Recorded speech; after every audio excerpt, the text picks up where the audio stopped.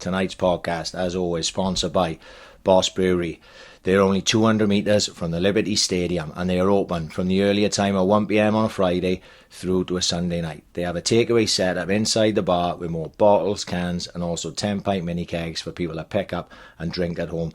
This Saturday, big rugby game, European Rugby Champions Cup, Osprey versus Saracens, 1 p.m. kick-off. The Boss Bar will be open from 11 a.m. until midnight, and apparently Saracens came down in big numbers last time, took over Boss Brewery. They're looking for a good day. I don't know if we've even got any rugby fans. I'm sure we have. If you have, hit us up on Instagram or Twitter or something. Just give us a shout. And if you get down to Boss Brewery on a weekend, you know the drill. Get a photo down there, get AIC podcast tagged in it, and make sure you have yourself a good night. Also sponsored by the Bunkhouse Bar, Swansea's #1 live music venue. Finalists in the recent Swansea Bay Tourism Awards for a live music venue, and the winners of the Welsh Hospitality Awards for live entertainment venue. Tickets available for all gigs from www.bunkhousebar.co.uk, and they're available on all social media platforms. So hit them up on the Twitter, Insta, Facebook, see what they've got on. Coming up end of the month, Independent Venue Week, supported by BBC Sounds, so it's a big deal. 6 nights, 27th, 28th, 29th, 30th, 31st of January and the 2nd of February. They've got over 20 live acts on over that period. Get on bunkhousebar.co.uk, see what they've got coming up. It's going to be a huge week for independent music. Bunkhouse Bar, they are leading the charge when it comes to things like that in this city. They are truly the #1. And finally, sponsored by JMW Heating and Plumbing Limited, domestic and commercial, gas, heating, plumbing and building maintenance. 24 hours a day, 7 days a week, emergency call out covering the whole of South Wales and South West England.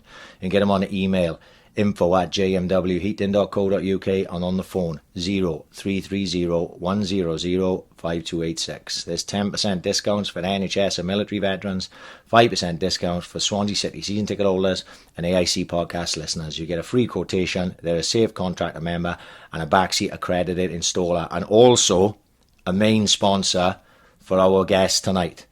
JMW Heating, always looking to help out local, just any local athletes. They helped us out massively, and they helped out our guest tonight as Brett Johns. 18 months since Brett was on. It was episode 34. We now at episode 95 tonight.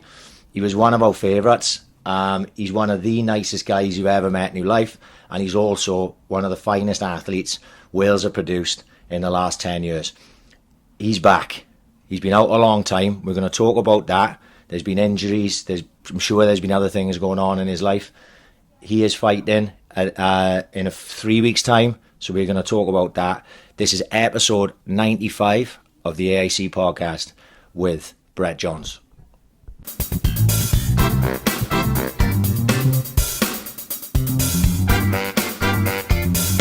Ambition is critical.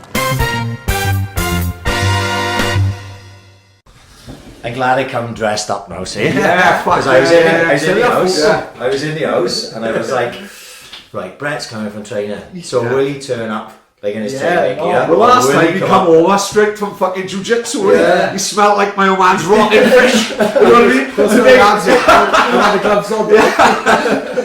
Today he's come dressed to the part. I was like, I'm definitely gonna have to put some gear on. Tonight. Name me a better, not even a UFC star, name me a better fighter in the world. Innit? There's no one fucking better. We've got damn Kobe coming and walking around with a fucking MAGA hat on and that. You know what I mean? Fuck me. Did you slate him last time? You slated a few people. Was Kobe Covington on that list? You put on the list, I'm not a big fan of him. No, I know he rubs people the wrong way. Yeah. I understand him. Right, yeah, you understand what you're doing. He was on the verge of getting cut, wasn't he? Yes. But like Dana White said, he was in a fight. He said he wanted to last legs, and the next thing then, he's just gone full fucking pantomime villain, isn't he? All fairness to him, he's taken the role on Good brilliantly. fucking luck to and he's tough as tough as well. What I didn't like about him, like I said, his persona, I don't care about that. Is there's a lot of Brazilians now in ATT, which is in America, and I'll explain my little trip later on, but in ATTs, a lot of Brazilian boys who travel from Brazil to come over to train. Henan Barão, Pedro Munoz, who I fought. Of course, There's a photo of me in ATT on the wall. I thought I'd made it, but the problem is it's me getting eaten in the mouth. Oh, it's actually funny, right? Yeah, but still, yeah. All these Brazilian boys in the gym, and he's basically just going around slagging everybody off. It's basically equivalent of a Cardiff boy coming down here, going to the gym and going, Swansea fucking shit. All, and it's like, it's gonna run people the wrong way, like, and the Brazilians don't take that stuff lightly. You know, they don't get banter and stuff. No, it's a different fucking, it's a like different Russians. culture. Yeah. Like the Russians are the same. Like they don't take banter. I was listening to Rogan. I don't know who it was, and they were talking about. I think it must have just been before he fought the other week. Usman, right? Yeah. And what Rogan reckons is he's actually a really nice guy.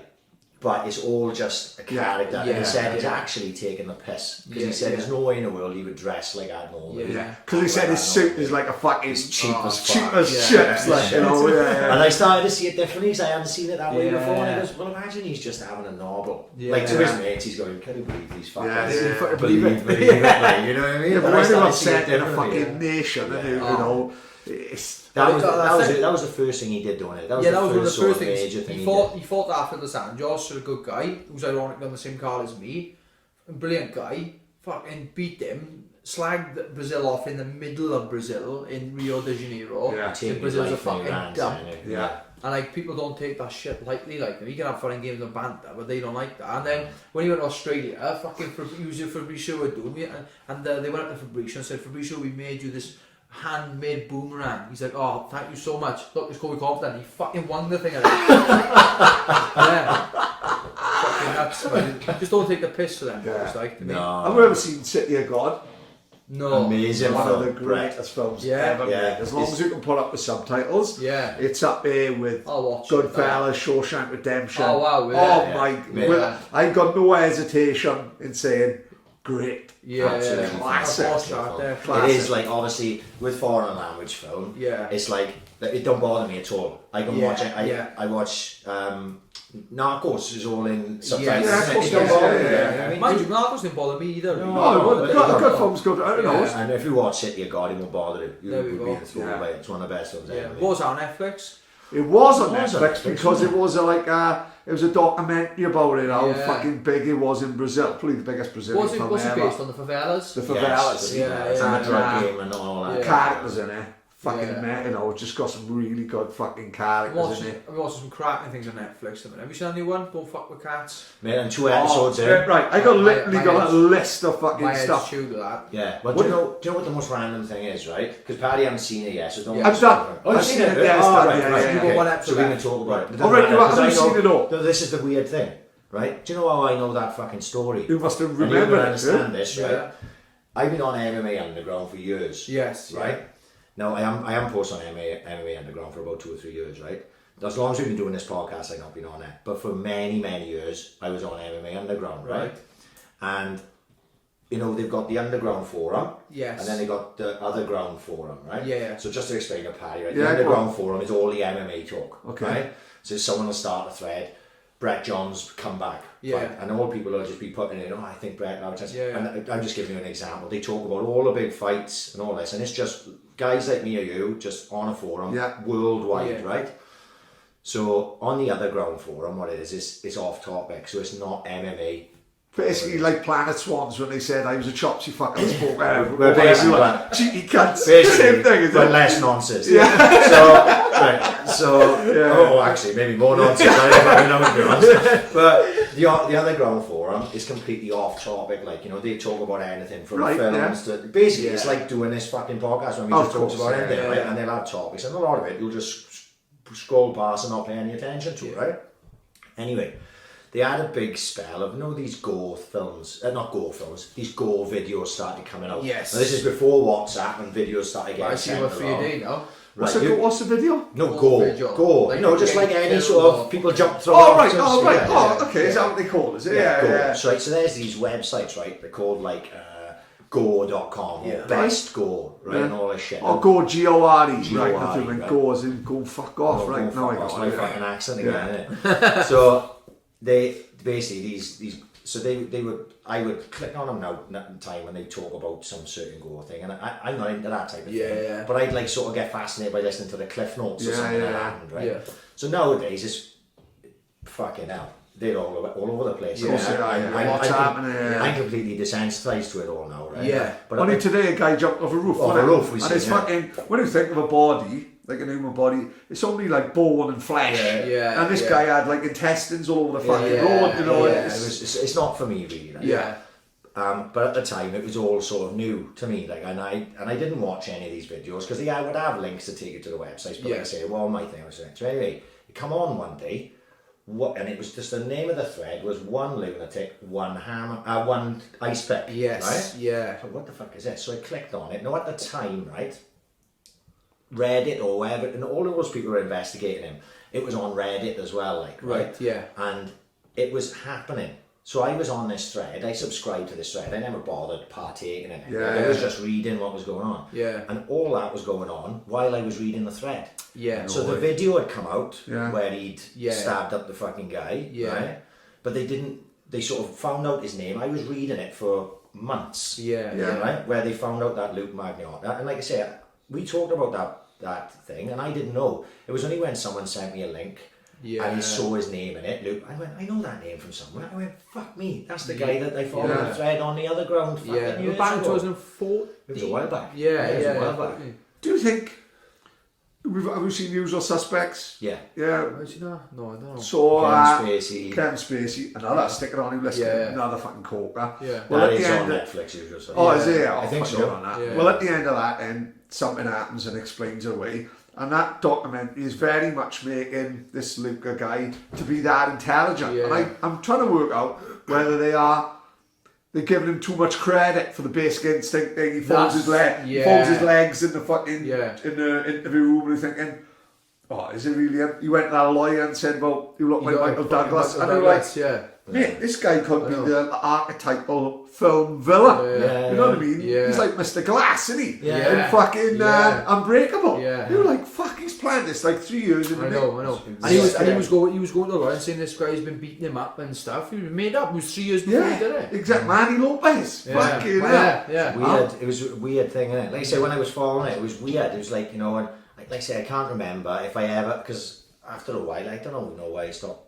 posting there. I think like I got more into Twitter. Yeah. At the time, so Yeah. and I sort of just faded away from it, like, and I think that's all it was really.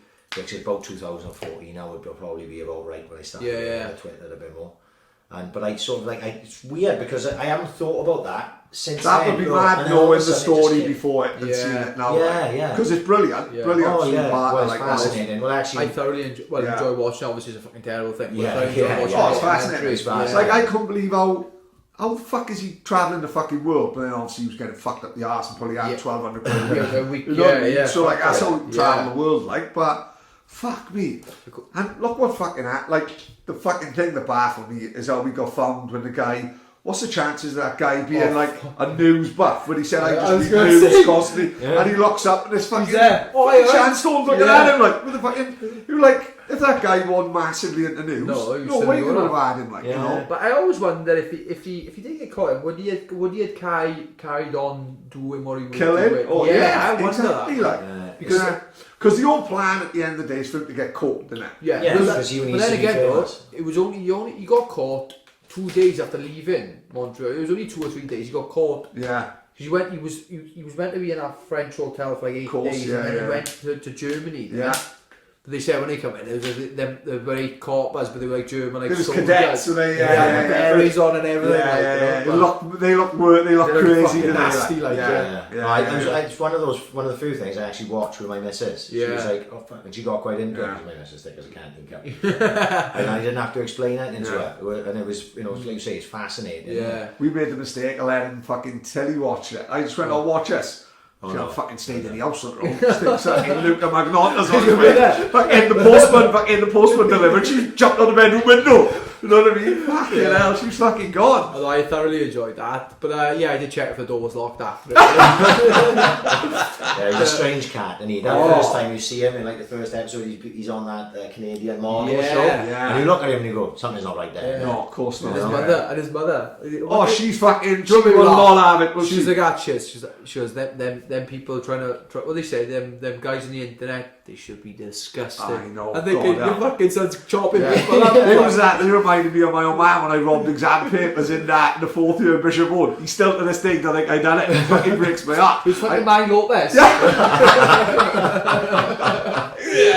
100%. But I didn't know he was going to start that way anyway. No. But it's nice to have you back, mate. It's been 18 months since we was last on. Time flies, doesn't it? Yeah. It was June the 4th, so maybe around 18 months. June the 4th of 2018, which seems just like before Pedro and probably. Pedro Munoz, we talked about you'd fought Aljamain Sterling, and then obviously you went on to fight Pedro Munoz after. Just to give you something, a little pat on the back. It's the 4th biggest podcast we've done. Oh really? Viewers, yeah. So to give you an idea of who's in front of you. Cluns. Yes. Yeah. Oh, Britain, what do you mean? Yeah. Yeah, Britain. Who's the third one? You won't get the third one. No. Who is it? Oh, is it really? And just behind you is Rocky. Oh yeah. Yeah. So I checked it out because I knew he was up there. And John's up there and Enzo's up there and all the names like that. Like, and I say I have to tell you that because it's nice to know that it was well received. At the time, and it seems like now such a long time when you look at it. And you go, it's episode 34, and now we're on like I know, 60 podcasts in that time, you know. I do like my own little MA Wheels podcast. Yeah, it was basically, to be honest, it's like I'm one of the guys who's always on the show, but I've gone from like that guy who's apparently like an expert now to one of the guys who's on I can see that on all the time. Yeah. So to be honest, like the good thing about that is it's just basically just MMA, and we talk about not so much the British scene, it's all about the Welsh scene, which I like. We always watch it, That's been going well. I like that. It was funny, see, because they're like, we've done the boy. Do you know James Wallace? Wally? Yeah, of course, yeah. So Wally's been a massive part of this camp. Like, Darren Wilson's a massive part of the camp. Really? Still, yeah. But Wally's been a big part, especially after the Pedro fight with the kicks and stuff. So we had to change some things up. So I talked to Wally because he's the other guy on the MW's podcast, and he said, we've done. I can't remember if it's like 40 or 50 episodes, right, so far. And I went, fuck, that's a lot of episodes. He said, and he went, yeah, because the first episode was your last win, and I went, oh shit, thanks, Wally, bastard. I don't think he's ever been backwards and coming forwards. Yeah, but no, I've enjoyed doing that. It's been really good, and so it was interesting. I once you where it was on iTunes, like I listened to most. Yeah. I got my little knock in there. They takes piss off me, and like I got like a fucking breakfast bar thing with a little Samsung TV. That's where I have my food. It's my fucking spot of the house, right? Yeah. Where I'm watching films, mostly like it'll be fucking YouTube videos. Yeah. Mate, it's my favourite spot in the fucking house. If I'm in there, catch me in there, like when I'm social, like, but it's and like we talked about it's really good, isn't it? Yeah. We're all very knowledgeable, we are. What's always struck me is that, like, because I don't know Ricky Wright, right? Yeah. But I know who Ricky Wright is, of course, right? And every time I've always seen Ricky, he's always really animated. He's the MC. But when I've seen him on Emery Wales, he's proper, like, he played, not so much play it straight, but he's so knowledgeable and all that. He doesn't come across like I expected him to come across. I expected him to be more full of it and blah, blah, blah, but he's not. He plays it like cool. He's very, like, I feel like I'm knowledgeable when I make, so I'll always, like, if someone said to me, look, is UFC on air or is a smaller Cage Boys Wales show? I'd watch the Cage Boys Wales show because there's boys around my area who's looking good, who's the next up and comer. I haven't probably sat down and watched a proper UFC since before I signed to the company. It became a job then, do you know what I mean? But I can see how you say that, it's a job, isn't it? Yeah. But then again, in the same breath, though, I'll watch McGregor, who doesn't, even for me, I look and I think, like, and he's out in this fight well. We got a week Saturday, we got one of the best fights of all time. This is a fight that we've been asking for years. It's happening next Saturday, in my opinion, with the Cerrone and McGregor fight. But like I said, they're the only fights I really stayed up and watched. But I prefer the local scene and watching the new guys come through. Like I'm looking at like Orban Elliott. Oh my god, I got him written Now down here. this kid is good. Like I said, and what I like about me as well, I'm not biased. I'll say my team behind me are fantastic. I got, like this morning we did a Shark Tank, and I got Aiden James was my main training partner. Yeah, of course, yeah. Aiden's brave, you know, he's a title challenger. He's going for them title defences, who's had title fights before long. Scott Pedersen, who's had Been on. he's had more fights than me. Yeah. And now he's gone pro. Really? Yeah, so like Scott's another one, and then one of the striking coaches in Chris is Marcus Cable. Now Marcus, nobody knows about Marcus, but how Marcus is still alive is crazy. He had a horrific car accident where he had a massive scar through his head where his skull was showing. He's lost feeling in his hands, so he can't use his hands properly. Yeah. Most of them sparring today. No way. You know, and he gave me an ass whooping as well. Funny, you know? the other two we know, we've heard of, like, you know, this guy, never heard of him. No, Marcus is a youngster in the game, but he gets so animated when we're talking about MMA, and he knows everything. He fucking loves McGregor. So you can see, you know, you go home and then like the last thing I'm doing when I go on YouTube is putting on fights. You look at my search history on YouTube. It's the Hoxton trend. Have you heard of him? Basically, Corber. What's his name? Sorry. The Hoxton trend or something. Right. Yeah. He's number one. Jay Cinnamon, number two. Right. And then I'll watch something that people will not know this fact about me. The Dakar Rally is another one. Oh yeah, because you know, Yes. of course, this.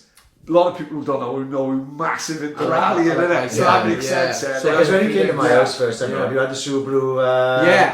But mad because I'd probably been that probably a week or two It's after not the a roll podcast. cage and everything. Yeah, innit? full Yeah. It was like I ended up racing the thing, and like I remember it was for the Pedro fight. I shouldn't really say this, but it was about maybe 6 weeks out, and I'd signed up to do a race in Pembrey Circuit, like. My mate Kyle was like, "Oh, look, we'll do the race." I said, yeah, whatever. And I remember hitting like this corner, I completely turned it wrong, 60 miles an hour, going sideways on the circuit in Pembrey, thinking, "Oh God, what's Sean Shelby's on the finish line. Yeah. What the fuck is going on here, man?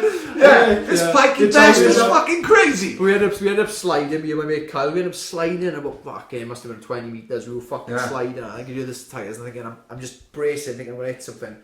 And we stopped there, and woof, I was right there. We didn't hit nothing. Stuck in reverse, boom, smashed the back of the car. So, but I ended up writing that car off on Penfigure roundabout. No way.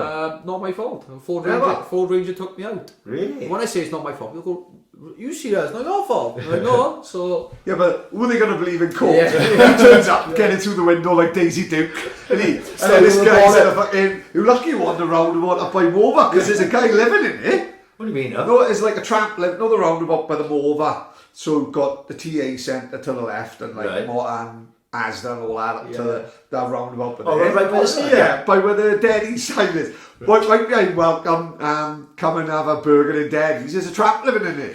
All the boys at work sees him every day, like, you know what I mean? I've never fucking noticed it. Imagine him thrown to act. UFC star kills trap. You know what I mean? Fucking hell. Yeah, he fucking murders. Sean Shelby would have got fucking murdered. Brett Jones gets cut. Yeah. Well, aside from fucking crashing cars and shit, what's been going on? Because obviously, I know that there's been stuff going on. Yeah. Like obviously you fought Pedro Munoz, when was that? So if we did it in that was June, August. That was the August. Yeah. Right. So I've seen that fight. Obviously, you took a lot of leg kicks in that fight. Brutally Tough fight. Yeah. Right. You went all 3 rounds with him, which a lot of people haven't been able to go 3 rounds with him, because obviously after you lost to him, he beat Caraway, stopped him. Yeah. He beat Cody Garbrandt, didn't he? Yeah. Ex-champion. Did you lose to Sterling? Lost to Sterling. Aljamain Sterling. Yeah. So did you pick up an injury in that fight? No, but the thing with that fight was I've never had the best knees, like, you know, never had like any issues with my knees. I've had no major surgeries or nothing like that, but they haven't been the best. And especially the way I train, I kind of do push my body to the absolute brink before it snaps, and sometimes it does go. And with Pedro, and I truly believe this, like I feel like, and this is what this is why Wally come on board. He's like, look, I know what you did wrong. He's like, I can fix it, like, you know. Wally was been in the game 20 plus years maybe. Kickboxing world champion. Yeah. You know, European world champion, and I know it as well. Very, very similar as in people. We are like, you know, he doesn't mind going out and having a beer, and I'm the same. I'm one of them guys, you know. And I told him, I said, I truly believe that if I move my foot 3 inches that way, I think we would have been alright. Because of my foot I was standing, like people like Enzo would know this, in a very, very boxing heavy stance. For that camp for Pedro, we worked with Darren a lot, and not that it was Darren's fault, because Darren is teaching me as a boxer, like this is what I'm doing. So I'm standing with my foot slightly pointed, so not towards Pedro, but towards his front foot, which is exposing the calf, because they weren't actually leg kicks, they were calf kicks. So he was on, and like, if I had turned my foot to face his back foot and he kicked me, then he's kicking shin, not calf. Of course, yeah. Two of them. He thinks twice then. Yeah, he won't do it again. Because boxing wise, I felt like I was outboxed him, and like I was surprised because I thought I lost the first round, so I was like back in the corner, like, okay, I got to fucking switch it on now. And then I got dropped in the second. But looking at the scorecards, the judges give it to me. So like, and that was the first ever time I've ever been on the back foot and beat someone on the back foot, which was fucking nuts, especially because it was against Pedro. Don't forget as well, mate, it's no slight on Darren because it served you well up until if it wasn't with Darren, if it wasn't with going with Darren, I wouldn't have won the fight with Quack, in my opinion. Of course, I wouldn't have won the fight with Albert Morales. Yeah. Like, Darren has been, for me, absolutely perfect. And even now, like, I'll go there and like, we spoke about the foot stance thing, went to Wally's speaking to Darren, and now he'll check my footwork to see where it's at. Like, you know, we're all learning. And let's be honest, we're a team, aren't we? Yeah, exactly. There's no bitterness, there's no jealousy. We all, the main aim is to get the best for yourself, you know what I mean? Everyone's working in the same direction. But everyone loves you. No one thinks you're a cunt. No. So everyone thinks like every single. No. Give it time to speak to this champion. But then he runs all this fur coat. Wait till the end of this podcast. When he runs a fucking tramp over the wheel. But no, and I think that's amazing. That is like taking someone new on. That's what Wally's always been involved with, really. Yeah. But for Wally to say, look, mate, I can see. Yeah. You know, believe me, please listen to me. I can see what's going wrong. Mate, get on board. I've got an amazing relationship with Wally, but I've also got an amazing relationship with Dan Wilson. Like, I mean, only problem is he's a Cardiff City fan. You've been able to give him shit for a little bit now. But then again, I'll come into the gym and I'll see like is it Morrison? Oh, Sean Morrison. I'll Morrison come in there. Hey mate, alright? I'm like, yeah, right. We got Sunday, we got throw 50 pence here. Dan had just started a new thing up I saw on Facebook. Like I think I can remember like a new fitness and nutrition thing, like, and it was a bit of a plug for that. He's got like I said, I'm with Dan as well. He'll always like, if he ever needs anything from me, he knows he's just all he's gonna do is call me, and I'll be there in a shot, because he's been. I couldn't. Not only that, even like going through the bad times of my MMA career, and like not physically but mentally bad times of my career. Going to him was a break, and was like a life flight. Yeah, and I was going with him, and I'd be crying in some session, laughing my head off, because he's a funny character.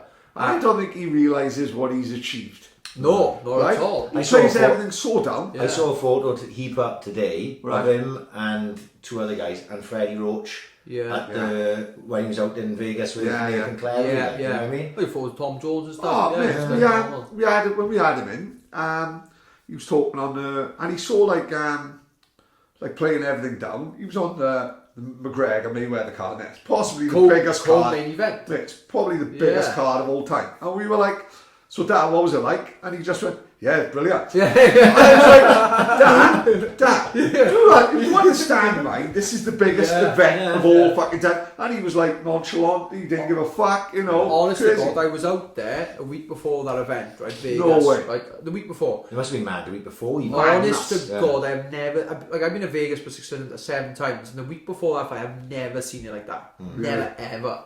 And I was going there was Cher concerts on and Celine Dion and everything like that, and it was nothing compared to a week before that fight. A week before. Yeah. You'd come in and you'd see like the Americans, and then you'd see a couple of Irish guys, and then like even the Mexicans would come over and watch that fight. You know what I mean? Like, you know, when I was out there as well, the last time Canelo was fighting Daniel Jacobs. Right. And I was out there for that. Yeah. And the Mexicans out there were... They go mad, don't they? Especially for Canelo, don't they? Yeah. It's the dream, right? I talk about it all the time. Only because I still can't believe it to this day. know what you're talking. It must be even now. I got goosebumps thinking about it, right? Because it must be mad for you because you are in it, right? But I went to see the Joshua fight. We were over there like for the day before. We managed to see the weigh in and fucking class. I know, like to go over for if money was no object. Obviously, not to go over to Vegas for fight week and see like a build up. Watch a press conference. Yeah, don't get me wrong. We fit in a couple of prostitutes and and Wet Republic in between. Like, don't get me wrong. You know what I mean? Yeah. But. You know what I mean? Not to see the fucking fight week and all that, but you were involved in it. You were fucking there in the fucking ground zero. I got goosebumps just thinking about seeing the press conference and maybe a fucking away in and that. Yeah. And you were fucking living it like. Honestly, the fight week process is like, for me, it's hard to enjoy it because of the cutting the weight. Yeah. But other than that, once you make weight, and I mean this, it fucking goes like that. Yeah. And Does you're it like, really? Yeah. Honestly, as soon as you make, obviously, you know, you want to make weight every time. Like I've had past things where I am mid-weight, but like every single UFC fight, touch wood, I've ended up making weight really, you know what I mean? And when I go there, like as soon as you jump the scales and they go, but John's 135.5, 136, 135, it just goes. And like all of a sudden, I'm like that kid in a candy shop, and I'm like, fuck, I love this, like, you know. What people probably don't realise, you do the weigh-in backstage, don't they? Yeah, so like people think you jump on the stage and that's bullshit. I'm full of beans there, because you're already way behind about 20 people in it. Yeah. So basically, you got two weigh-ins. You've got the public weigh-ins, which are on the 4 o'clock or 5 o'clock, depending on where you are, and that is the public weigh-ins. Yeah. Then you got the official weigh-ins. They're at 9 a.m. Right. So we're like cutting weight through the morning, through the night, whatever, and then you jump on the scales, you make your weight. Is it between a certain time? Nah, I think you got 2 hours. Between 9 and 11. Yeah, but like, more I've done this weight cut, and you realise that the 2 hours don't make a difference really. If you're not going to make weight in that time, you're not going to make weight. Like, you know, very rarely you see someone coming over. I think it's been a positive thing from what I've seen of it, especially for the fighters, because you know you're not hanging around. To make your weight. You can make it early. You can sort yourself out. Like you say, by the time you come back in, you're not on your ass. No, you know you feel. I love and it's like more. The fighters have got more in them. Yeah. Like you come back, because let's be honest, Joe Rogan, if you're lucky enough to have Joe Rogan call you out and on the stage, you want to be fired up and you want to put on a little bit of a show, don't you? You know what I mean? We can't all be fucking McGregor, don't get me wrong, but you know, you want to be full of beans, and as you said, he'll probably buzz in there. You've had scran. Like I said, I've had my food. Like, the people don't realise the sort of process of cutting weight. Like, I love down the chat with people who don't have a clue about that aspect. They just see 2 boys fighting and that's the end of that. But they think, they must turn up with the plane, just jump out, jump in the cage. First class. Yeah. With his entourage, like, all the fucking Pondalis in it. You know what I mean? I'm on the back guy. It's like, economic. The old man's in there with his gold wheelchair, and being pushed by a fucking Corona girls. With his spinners on. No, but like, I, to be honest, like I said, once you make that weight, like, I remember the last one then, because obviously I haven't seen you since the Pedro one. Made weight, just jumped in the scales. Like I was like, I've changed. Where was the Pedro fight? Staples Centre. In fucking LA, right? Okay, it's massive. Amazing. Yeah, I'm so. But then again, though, when people say, "Oh, so where else?" and I go, Atlantic City, New Jersey. Atlantic City. Who's seen the history of Atlantic fucking City? And I got it wrong. Like, it was in one of my favourite like sporting films is Warrior. It's when Tom Hardy. Oh my god! Know the end with the film. Is great. Know the end with a song with the National playing over it. Yeah. It's one of those things. No, we spoke about it earlier. No, Unbreakable. There's a few films that I can just stick on. That's the blessing by you too. You can just put on the best scenes in Goodfellas I watched this week. There's a scene where Robert De Niro and Eric Clapton plays, and he's looking at it, and Robert De Niro doesn't speak. Yeah. But in that moment, you know he's going to kill the fucking guy with a wick. Yeah. And that, Unbreakable, the end, and Warrior's one of them. When they play the National, the music plays over when he fucking chokes Tom Hardy. Fucking incredible. That's what that was filmed, Broadwalk Hall. So I fought in Broadwalk Hall. People like Tyson had fought there. Of course, a lot of fights. So that was a good one. But like the Staples Centre in LA, and I remember the weigh-ins weren't there though. That was like. So when the weigh-ins, like, I know apparently it was in the auditorium in LA, which is apparently a famous fucking place.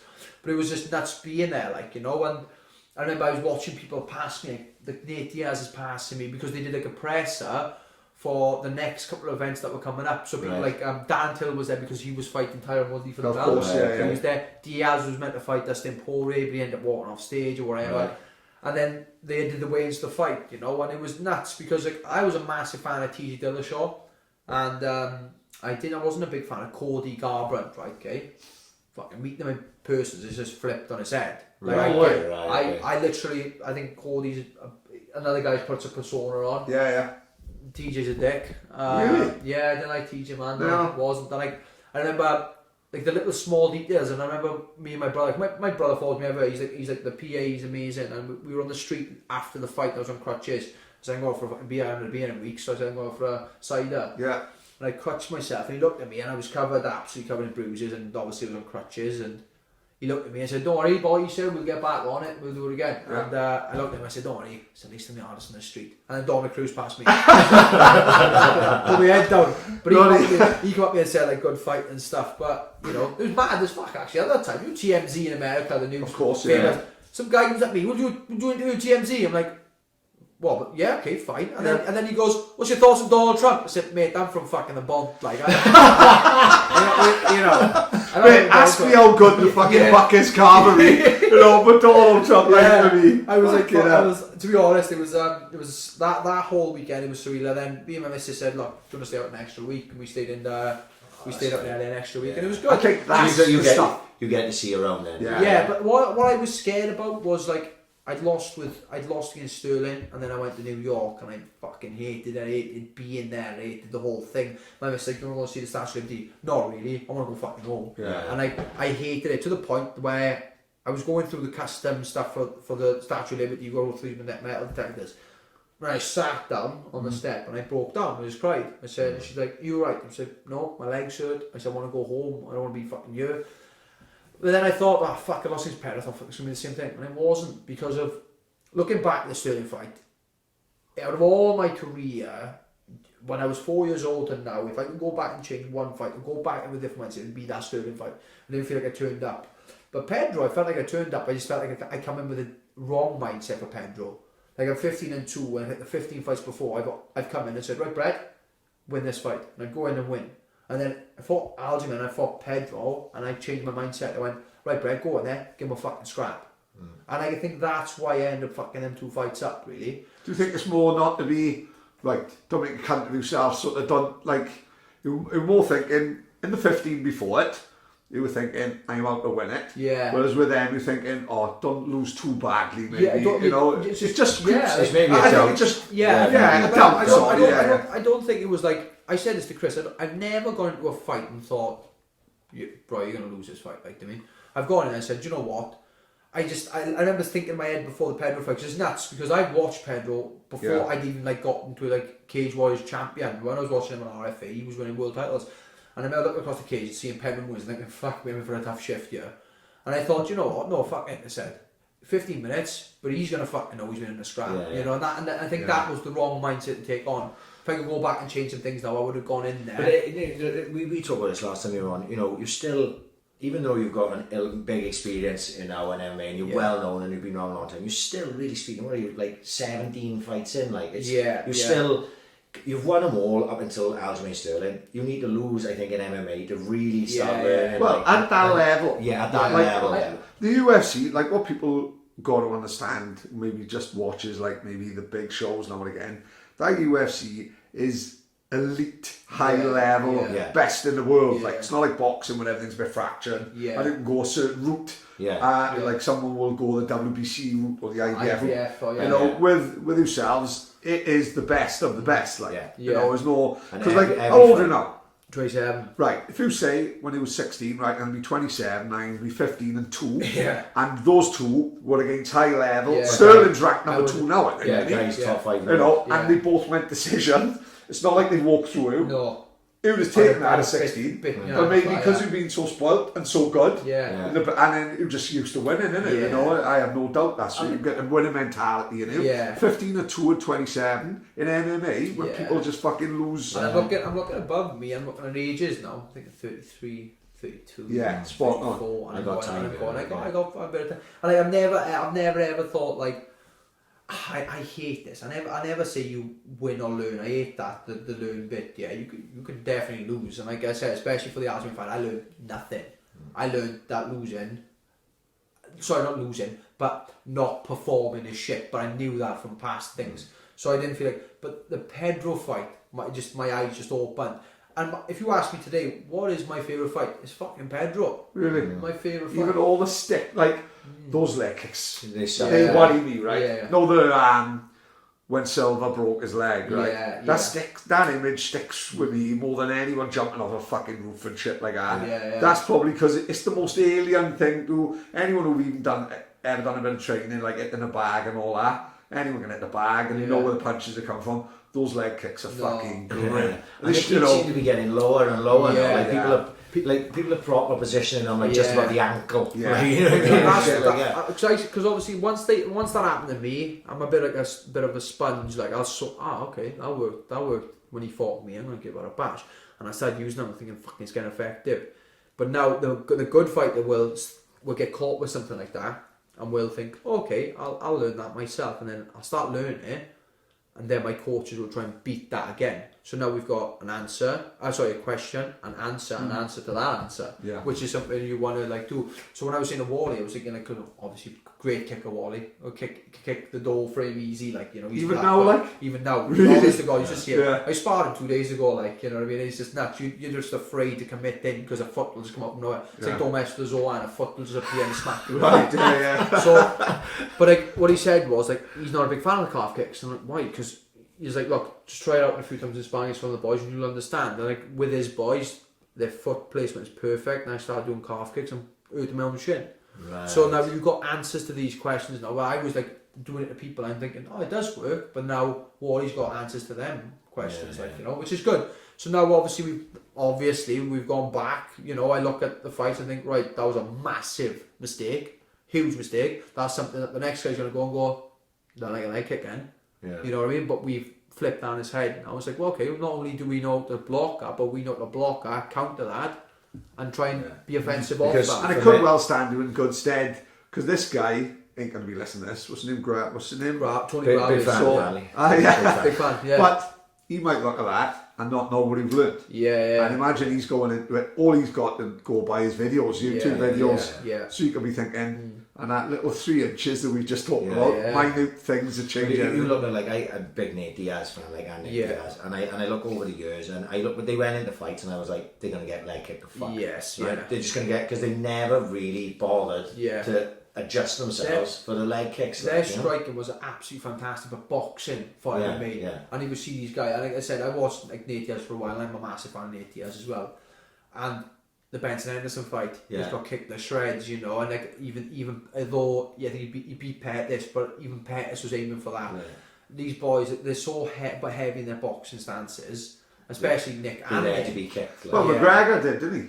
That's what McGregor tied in the second fight, you know. No one expected it. Masvidal beat him up all over the place, but he was really smashing his legs up. And he's in that southpaw stance, and when you're in that southpaw stance, and like Masvidal, I never considered Masvidal to be a good kicker until the last fight.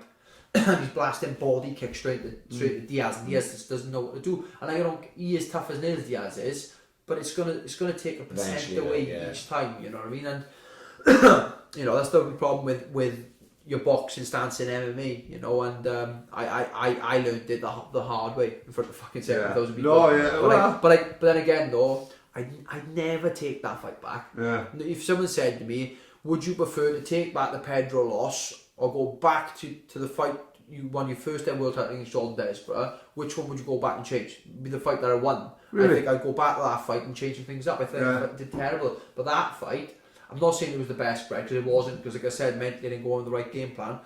But I'm happy. Like, I turned up, I fought, I did my best to my capability, and that was that. That fight with Desborough and Sterling, nowhere near where I needed to be. And people are like, oh, you didn't do too bad. I'm like, no, I know I did bad. You know, nobody needed to tell me. And what was annoying me was people who would come up to me and they weren't even telling me, going, oh, I like you, mate, it was close. No, it was fucking close, you know what I mean? In my head, it wasn't, because he won every single round convincingly. And it was little mistakes in the fight. Like, now, I won't even watch the fight back now.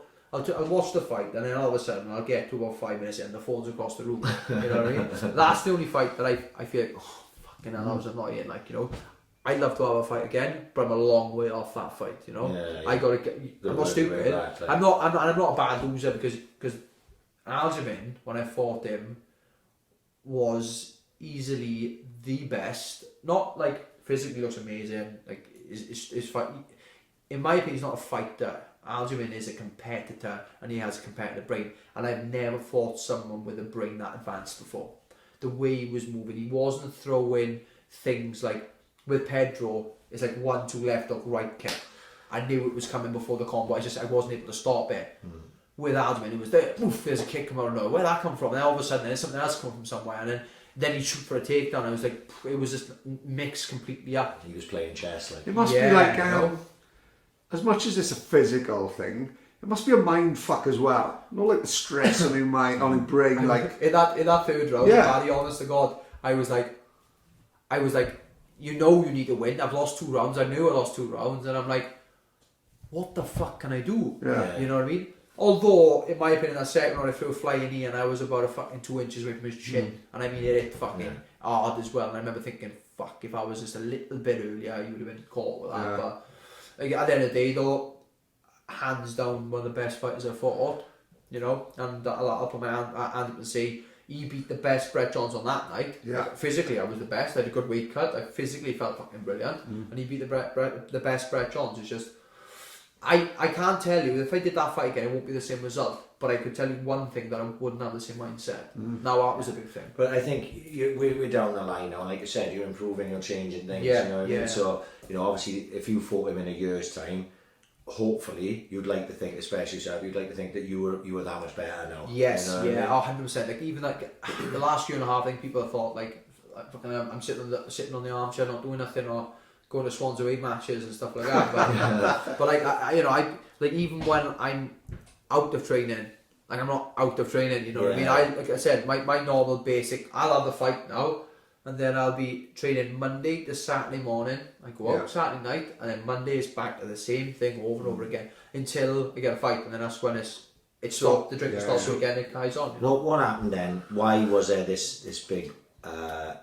inactivity? Right. So I fought Pedro in the August, and like I wanted a fight in November, and I wanted to fight in the Ultimate Fighter finale.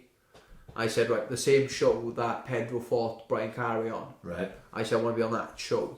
And my manager said, look, mate, you've had a fucking tough fight.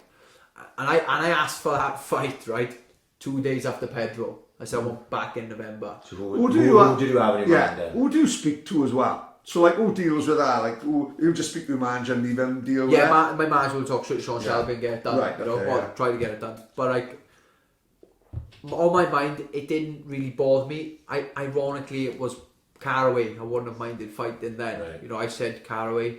But like, he said, look, mate, you're in a bad way. And I think 4 or 5 weeks after that fight, I still wasn't over the fight itself. I was still limping. I was still bruised. Like, 4 weeks after the fight, the bruise would come up my leg. 4 weeks after the fight, and I was like thinking, fucking hell, like, I've never seen nothing like that before in my life. And like, it was just little things, like, you know, I think I needed a bit of time off. I'd fought in, like, for example, from November 2016, I was meant to fight in March 2017, but the boy pulled out, so I did a full camp.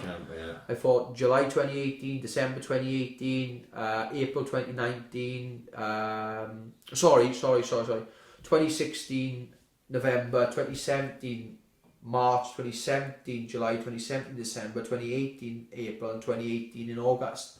So active, really fucking active. Yeah, and I thought, like it is just, I needed time. I think I needed time, and my mindset was getting worse. Like, you know, I was just arguing with a lot of people and stuff backstage before the Sterling fight.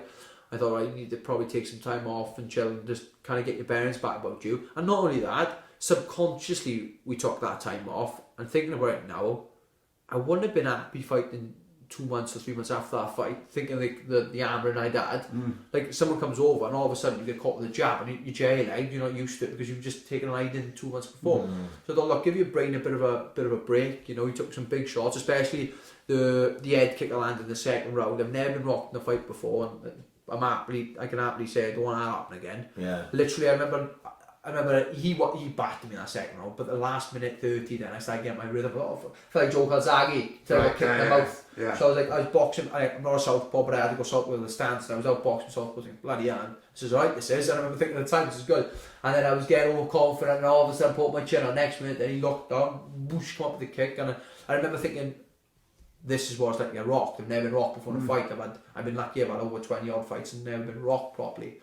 And then literally then he'd come over and then I survived well, but I know it's not going to go like that every time. And realistically, I know the day is going to come where I will get knocked out. It's my style as well. It doesn't help that sort of scenario. But like, yeah, you know, I obviously after that fight beaten up, I just wanted to go, just chill out, take a step back with the game and enjoy a bit of a life. And that's when I met up with Smithy, Chili, and the boys from the football. And I got fairness, and they just, especially Chili, took me underneath the wing, and Smithy and all that, and like obviously Turkish as well, and all them boys really looked after me. Stark was another one who really looked after me as well. But I think it's like good to see you enjoy it. Yeah, you know, because fucking hell, you've got to be so dedicated in this fucking game. And you've got to be a bit of a gym rat, innit? Yeah, I've lost a lot of friends. Yeah, have you really? A lot of friends. Yeah, I can imagine. Like friends that I had, like local now, where I'm from, like, you know, one or two. I went on the boys all day with like 10 boys, and I talked to one of them now. Like, you know, you can say them close friends at the start, but they just, not that we've argued, just drifted away. You know, and I get the boys, like, at the end of the day, the boys who I was going out with back then, we'd go local, have a piss up, whatever, and then. Now I'm not doing that, and they're still doing it. You know what I mean? But then again, no, I'm not knocking anybody who wants to do that. That's their path, and if they're happy, then I'm chuffed for them. Yeah. It's just it's not my path, and I knew at the time it wasn't like what I wanted to do. I enjoy a drink, of course I do. I do enjoy a drink, but I'm happy to go. Like, I can go sober for 10 weeks or whatever, not do anything at all, and go back into and have a drink after the fight. I'm happy like that, you know. But like, I've kind of gone well with the football boys now. Yeah, I can see that. Because we had a pint Christmas last year, didn't we? Yes, up in the Gatehouse. The Gatehouse, that's right. Because I was there, and obviously I made some Millwall Chris, like, and Millwall rang me, and he's like, "But are you still at the Gatehouse?" I said, "Yeah." He said, "I got Brett Johnson. He's going to come up now." And you come up, Chili and Little Di and Abba, and all the boys, like, they're all the boys came up, like, and it was a fucking great good night. I remember literally, the end of the night come, and I'd come down with something, I don't know what it was. And I was ill for about 5 or 6 days after that night. I don't know what it was. Probably the cider there. Gatehouse flu. We all has it. Don't worry about that. Paddy has it before he comes, because he never turns up. Yeah.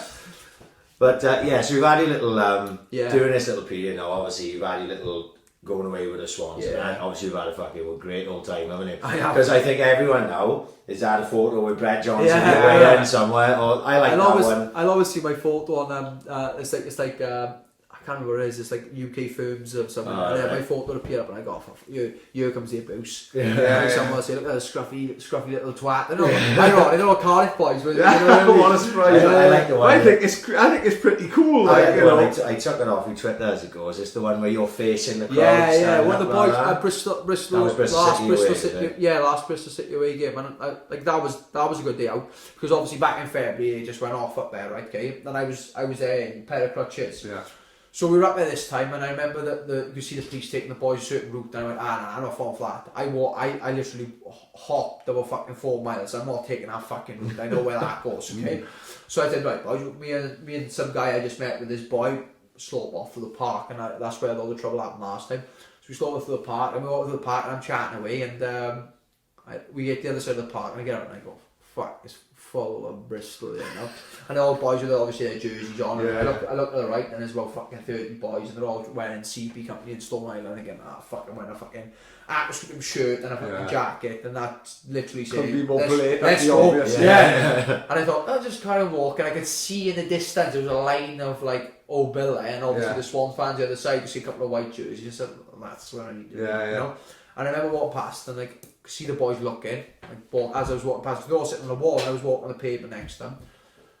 And this older guy I was with, and this boy, he said, you might want to fucking hurry up, he said. I said, why? He said, because one of them said, it's not Red John's with and all of a sudden he went from a walk to a fucking power walk. But the problem we got, alright, is if it's 30 on you fuck. fucked, yeah. But I know that the first two would have been put in the cast like that. You know what I mean? So the first two have got to be brave as fuck. What you've got to remember is, no matter how many of them there are, who's going to be the brave one, innit? Yeah. Who's going to be the first one to get fucking knocked up? Yeah.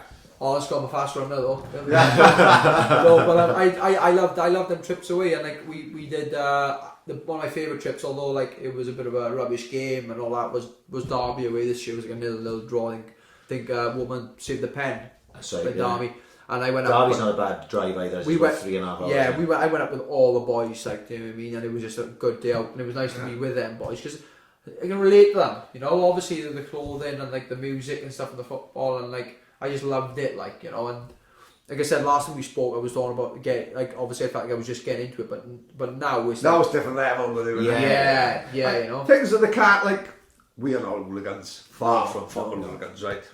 Don't profess to be at all. No. But we definitely casuals. Yeah, right? yeah. And casuals isn't just the clothes, as you just said, it's the music, it's the fucking films. Yeah. It's like, it is a bit of a way of life, like, you know. Yeah. I'm going to be, funny enough, well, my daughter, how the fuck she knew Brett? We and Jerry Cinnamon in the smokehouse before it, Teddy Spots Brett, fucking mile off. Dad, Brett John's over there. And I'm like, how the fuck do you know Brett John's this 14-year-old? Dad, every boy in my school, I've got posters up on the fucking wall of Brett John's. They fucking love it. Get me to have a photo with him, you know, fucking Brett is Brett. And obviously it's Instagram end as well. Like, When was that? What Jerry was that? Cinnamon in the Motorpoint Arena. Right. You'd had a few, like, you know. Trust me, I'd had a Barry did run at the centre. to the point, right? Okay, is believe it or not, my last drink was that. Right, was that yeah. Well, it was a fucking good one. And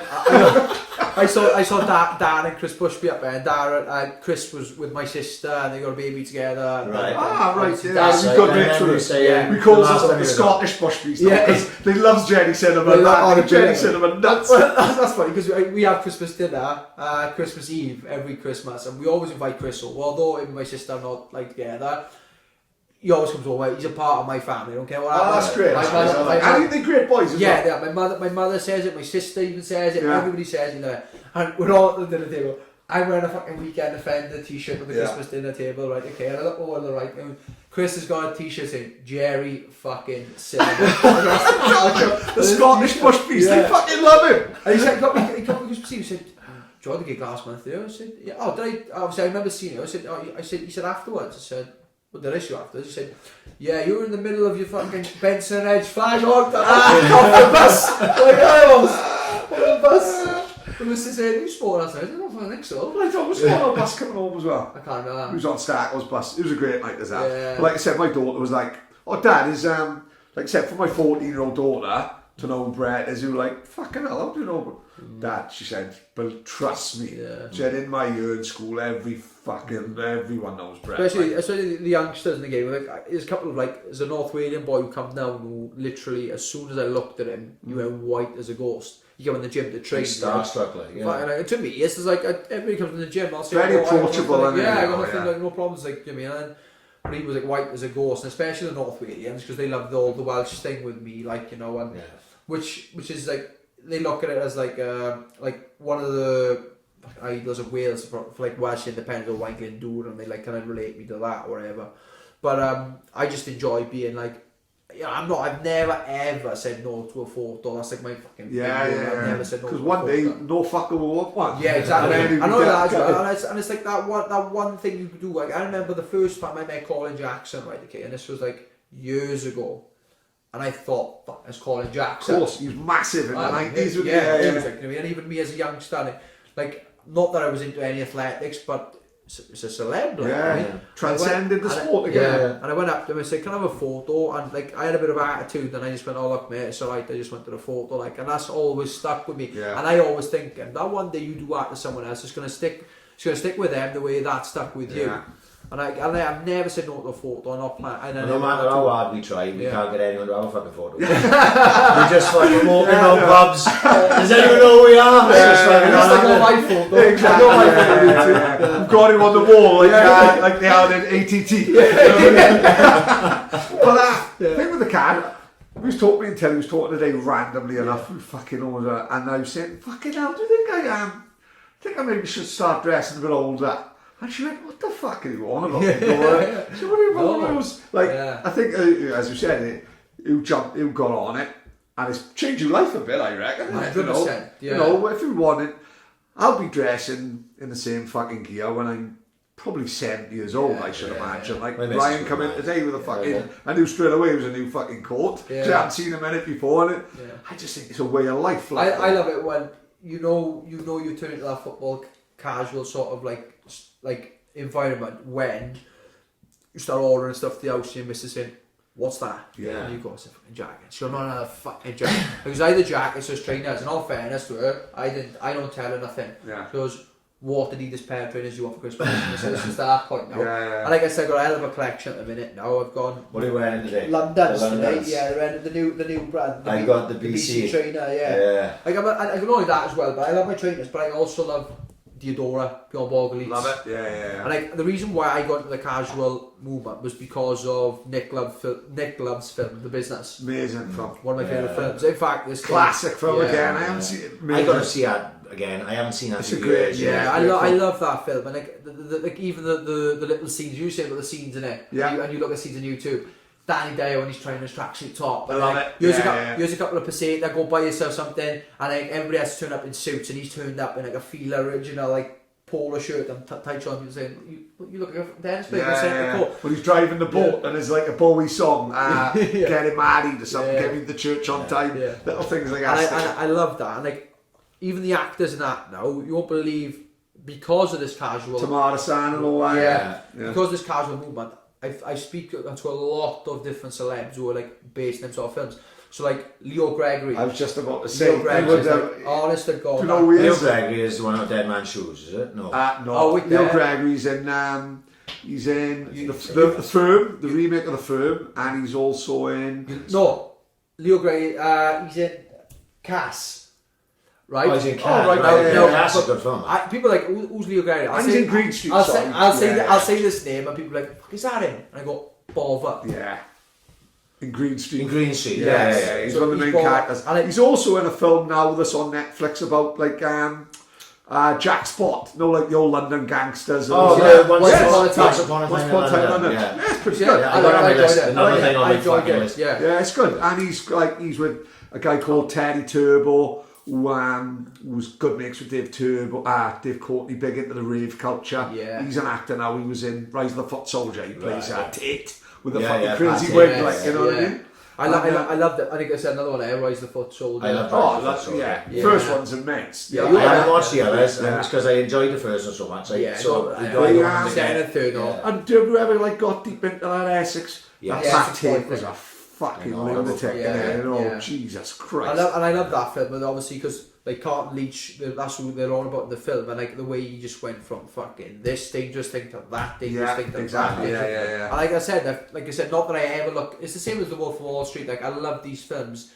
I don't particularly like the people that they're representing, but Spot on. But what you do is you live your life vicariously through them to do. Yeah, you yeah, see yeah, it, like, yeah. There's not a man in the world that I haven't seen the Stag plane trip on Wolf of Wall Oh, Street. exactly. brilliant. I want to be there. Yeah. I want to have a go at that. Like, you're not going to do it. Like, The crazy thing is, no one he's like when he crashes his Lamborghini, I can't speak like, I was a little bit like Harry Glastonbury. You know what I mean? One of the boys gave me mushrooms. I was picked up for fucking, I was fucked for about a week. Like, you know what I mean? My missus nearly finished with me. She like woke me back to the tent. I woke up at 3 o'clock with a ton of energy. I'm ready to go. I'm cleaning the caravan. I'm fucking going to buy an hot dog. Instead of dragging yourself to a Lamborghini to a Ford Transit. Exactly. Yeah. No, like we took Donna's brother's old Fiesta to Glastonbury once. Right. Like it was like a fucking Irish Fiesta. No, they say like leave no trace. Yeah. We left the car there. No, when people leave their tents, we didn't give a fuck. Fuck them. No, it's stalled. They run out of petrol and shit. We just left it there. Michael Eavis still uses it now. He uses it as a flower pot probably. Like leave no trace. We left the car. Like. But then we're going on. Isn't it mad? Like you said. Like I think we spoke about it on here. Like with the clothing thing. Yeah. Like, I remember the very fucking day I got into clothes, and it stuck. We was in J4s, and I got to town with my mate Nigel Bragg, Matthew Palmer, who's living in Manchester now, and Nigel's cousin Presley, right? And I've gone there, this little fucking 9-year-old gimp, without even thinking. I've gone in like a old Puma tracksuit, shitty trainers, like a Galini shitty jumper. And I've gone in to meet the boys, and they all in, you will remember these, they was all in Barker baggies at the time. It was called what the Stone Roses and the Andy Mondays were wearing, big shop in Cardiff. So they were flares, basically. And they'd have a leather patch on the back saying Barker baggies. You could only buy them in Barker in Cardiff. And they all wearing them and like flowered up paisley hooded tops. And I'm in this tracksuit. And up to this day, I've never been so embarrassed. Know that feeling? Fuck. And I went back, and I'm not kidding you. From that fucking day onwards, I was obsessed with clothes. Like, and like, so for the first couple of years, it was just clothes like Barker baggies and that. But then we was going to the, like, me and Jamie Green was going to the vets all the time, getting in for like kids pay £1 with an adult and all that. So at the time, our dress sense would be like a swan's top, sometimes over a jumper, say, you know. And he'd be going there and he'd be seeing people who I now know would be people like Wallace and like a lot of the old ones like Tracy and the Cruz, and he'd be seeing people like George, and he'd be looking at people like them, not that I knew who they were at the time, like, and he'd be wearing these like Harrington jackets with a Ralph Lauren badge, which I didn't know was Ralph Lauren then, and then a compass on the fucking left arm, and he'd be looking and like, an eagle on the jeans, like, because it was all about the logo and Armani and fucking, and he'd be like, what the and he's 20 years before the internet started, so you can't go home and like type in, I'll never forget, randomly enough, I follow Sam Jones, like, and his brother Ryan. So like a few years ago, probably about 10 years ago now, that I sort of started following Sam, and his brother had like a burgundy Luke Paul. Well, it's fucking 2000s now. I just typed in lion on lion crest, and Luke come up. And I thought, oh, but in 1993, you haven't got that. So we're, like, the only place you could buy Stone Island was Woody's in Cardiff. So that's a trip there. I don't think I remember the first time me and you took me to Woody's in Cardiff. Don't forget, man, we was all there. We was all going on holidays a month time. Every single one of us signed up for the Owls card, David Evans, mate, I think I'm still paying it off. They took me to court and everything. But that holiday, we was looking great. I bought my first Aquascutton baseball cap, right, in Woody's. And I think at the time it was 50 notes, right? Now I wore that to death, like that Aquascutton cap. I used to wear it to work, I used to wear it everywhere. And I don't know where that Aquascutton cap is. I can't remember throwing it out. And I looked the other day, an Aquascutton baseball cap was like fucking 90 quid. Brand new 120 quid. No way, really? I bought the reversible bucket hat. Yes, right. And what did I pay for that? Paid a few quid for that. That was what I ate for my missus. My missus were with me. I went out with her tell me, what's it? I bought back at about 20 quid. One of them, like, 80 quid. I was even like that. 80 quid to look like a twat. What are you doing? My missus, the way I saw it, I'm like, this is two hats in one. Look at the value for money. She's like, you can't leave it there. Fucking nearly 40 quid. And then all that. That's another thing that happened. I'll make that Jamie. His old man was a bit of a boycott, and like he flooded Swansea right with that's right, I still wore my gear from. He flooded Swansea with fakes like Tommy Hilfiger. He was Tommy Hilfiger was going to be the next big thing, right? And it was just going across. This is globally now. Colin Breen single-handedly ruined the brand in Wales because he had so many copies. Right, he was calling it Town Hilfiger. Honestly, that's so. Honestly, he had a book full of this before it even come in from New York, wasn't it? We went to Magaluf for '97, right? And we goes in one of the perfume shops. Tommy Hilfiger was the big brand, right? I just went buying a Tommy Hilfiger. This is a packer now, not a Mickey Mouse, proper apartment. And you got a free Tommy Hilfiger t-shirt with it. It was grey, the Tommy Hilfiger, Tommy Hilfiger, right? Fuck me, I've got a t-shirt and this, and we talked pesetas at the time, so it was equivalent about Sisters, Mrs. 2 for 1 again, 2 for 1. It comes back to Swansea, I think, I got my Tommy Hilfiger t-shirt on, walks into town, and the first person I seen, Simon Shaw, was from Mount Pleasant, I work with him now, and he goes like, you got one of them fake Tommy Hilfigers as well. I'm like, no, this is original, you cunt. No, the Brunella was sponsored by him. Even like the old Alex who used to piss themselves at the bar had Tommy Hilfiger jackets on, didn't it? Everybody. Colin Breen single-handedly brought down the brand. Only now is coming back and recovering. It's mad though when people see a certain brand then and just think, the first thing they say is that fair? Is that real? Yeah, I hate that. yeah, Because of I remember I course, was in town before, and I'm not just I'm a big fan of Stone Island. I like the brand Stone Island, to the point where I talk to the owners now in person. So like I talk to there's a family called the Rivettis. So obviously, this is me being a bit weird now. No, crack, fucking So Massimo Osti was a guy who designed the company, but he didn't design Stone Island. He designed CP Company first, then designed Stone Island afterwards.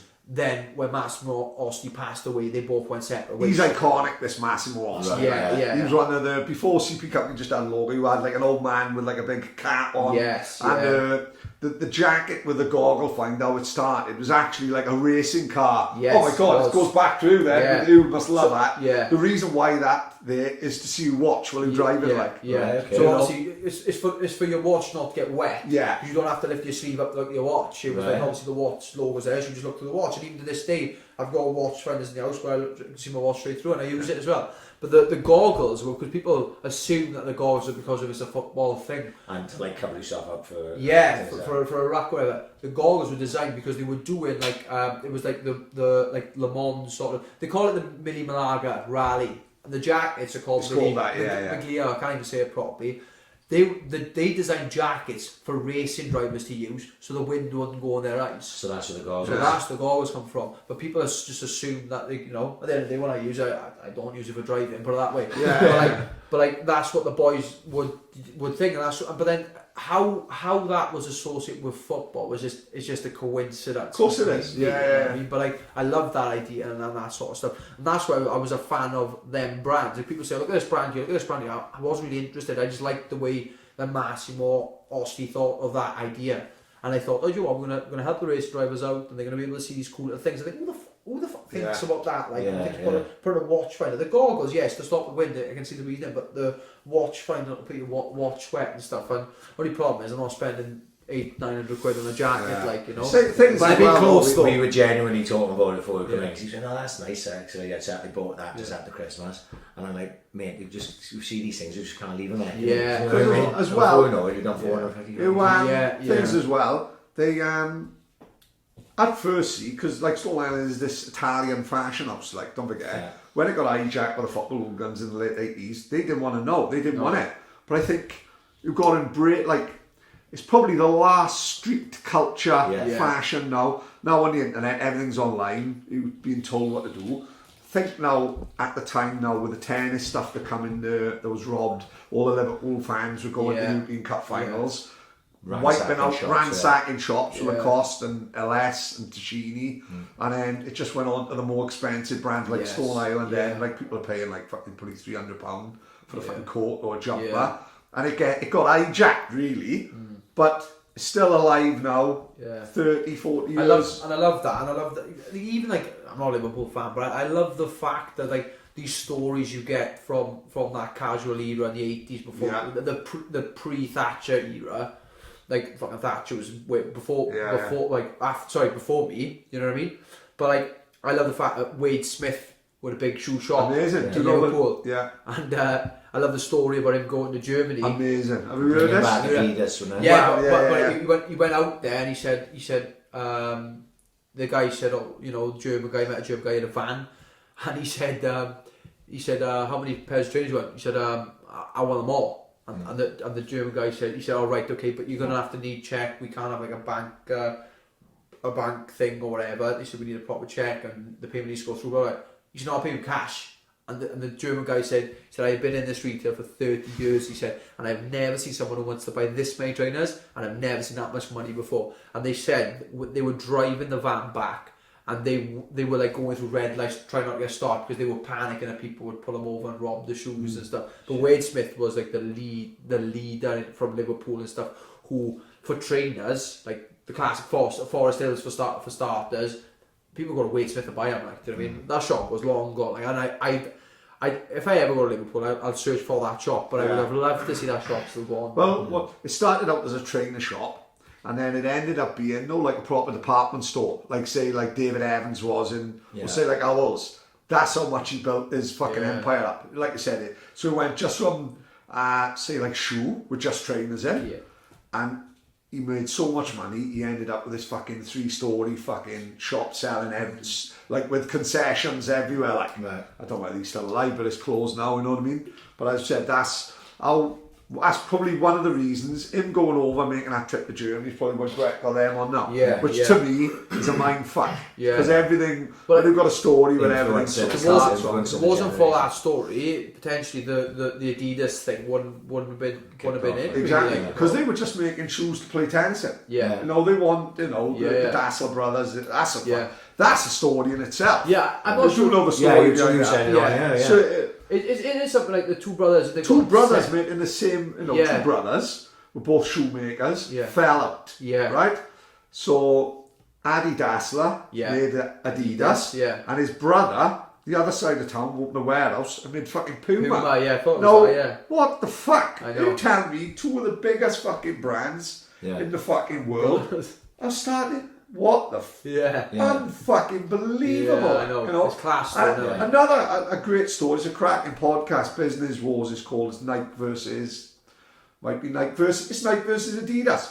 And the start of Nike is fascinating as well. Like, he was just like an old runner in America, track and field guy.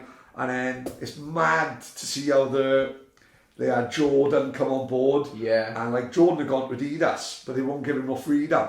And Nike were like sort of struggling. They said, you can do whatever the fuck you want. Yeah. You know, we're going to put you an image on the front of our trainer. Yeah. And he went and come with it. And they overtook They them. took off. And Adidas had signed Run DMC. Yeah. And they had a Yeah. fucking song, My Adidas. My Adidas, like, yeah. Fucking fascinating to hear the culture of, you know, how everything starts. And I love that. But like, the newer brands that have come out, then like obviously, like that's another thing I wanted to say was, like I've signed a contract now with Weekend Offender. yeah, we we got talked it. about Yeah, that. yeah. So like obviously I met Sam, believe it or not, once, and that was Is that all? Yeah. yeah, I met Sam in Paris when we played Northern Ireland Euros. Of course, yeah. So yeah. obviously you got the card there for the Swans thing, like in the corner, had a photo, and we had a quick brief chat. But like we talk like every day now on the internet yeah. and stuff. Like a lot of guys I speak to every day on the internet. Like Leo Gregg's another guy I talk every day to on the internet. And it was just you know, I said I'm responsible for this fight because at the end of the day, we are heading out 2 weeks before the fight. And like people don't know this. People think the UFC just throw you money. Look, do whatever you want to do for camp. It's not like that. They'll pay for 6 days before the fight. If you want to come out earlier, it's out of your own pocket, right? Right. So that's why I get sponsorship. okay, yeah. So Sam just mentioned, bro, how much for sponsorship? And I said, look, it's X amount. It's not, and believe it or not, it's not as much as what people think. Of course I'm it's not not, asking yeah. for proper 12 money, like, you know what I mean? Yeah. It's just literally just like I'd prefer to get, rather than one company and give me that much money, I prefer to split it between. That's why I got a few different companies. Like Chili, for Big example. shout out, JW. Yeah, Chili sponsors fucking everyone. Chili sponsors us, man. Yeah. And like I said, you know, the boys sponsor, but all that money has been used for the camp. And Sam said, look, I'll give you this, but I'll also give you, you know, Clobber. Yeah. Which is Do you get to pick it? Do you get the oh, I fancy that? I can mention whatever. Like I'm a guy like Sam, say whatever. But what I hope he's listening to this, because what he's fucking done. I said, Sam, just send me a jacket, and he's had to send. Do you see my post this morning? We talked about that as well. He had to send me that jacket in that colour blue. He just had to. Ah, right. Yeah. Right, I said, right. I'm gonna watch Swans play Cardiff for the weekend. Any chance? Yeah, all right. Dan, he gives me that fucking Yeah. blue jacket. You see the white It's a overshirt great thing. photo, that. That's the one. Lovely. Yeah. By the way, it's a great photo. That. Yeah. that's right. I said to my brother today, you coming down because obviously I'm quite skinny. And the Malmos as well. The Malmos, I had to get the Malmos in as well. My favourite Adidas trainer. Long shot ahead they are, like, doing. Yeah. I love the Londons as well, but the Malmos are the boy. It's a funny one with Sam. I think we spoke about it last Yeah. time. Yeah. It was literally like we got not a connection. Fucking, we don't know each other. Only know each other.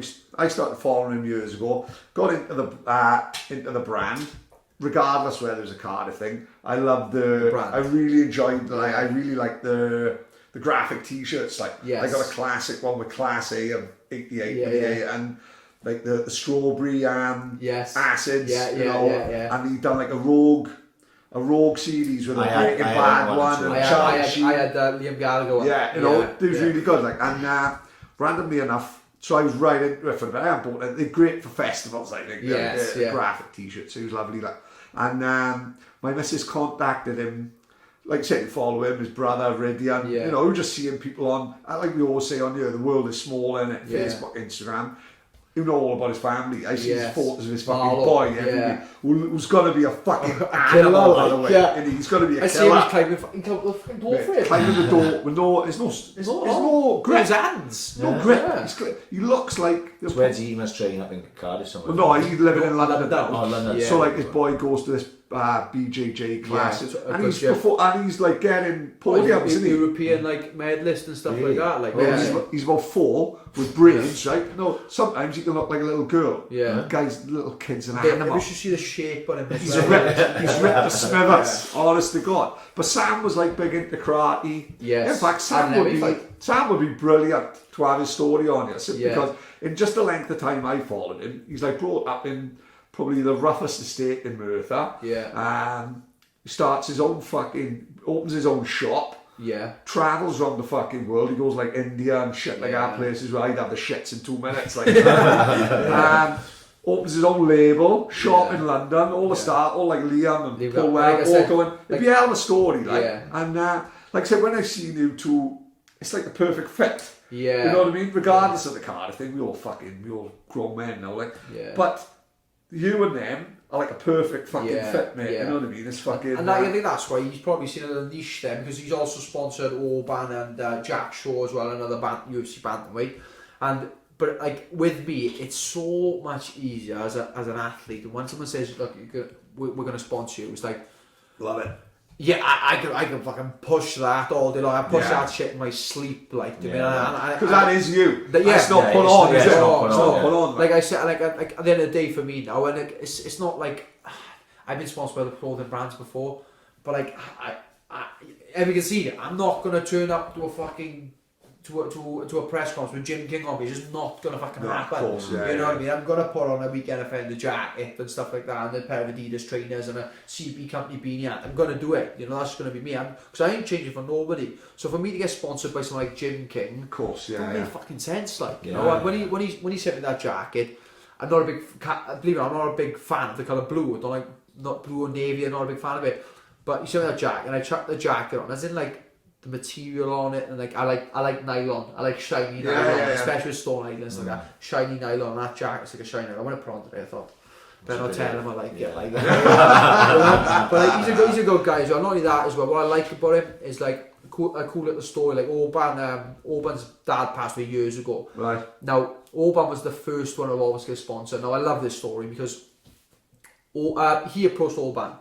Orban's dad used to help Sam in the boxing gym in Merthyr. No way, right. So obviously Orban ended up moving away, and then his dad passed away, and Sam approached Orban and said, "I'll help you. We're going to find a way to sponsor you." I love that. And like I said, you know, I remember when he had the call and we get offended with the first. I think it was either his first or second profile. I can't remember. I think it might have been his first profile. It was his first one. He fought a guy called Brett Hassett, a really tough guy. Yeah. And he turned up into the changing room and he's clobbered at a Weekend Offender, and I'm there and I'm trying not to show that I'm fucking super jealous now. That's what I was going to say. That he's coming through the door Weekend Offender. I'm like, oh, nice stuff, mate. Fair play for sorting you out.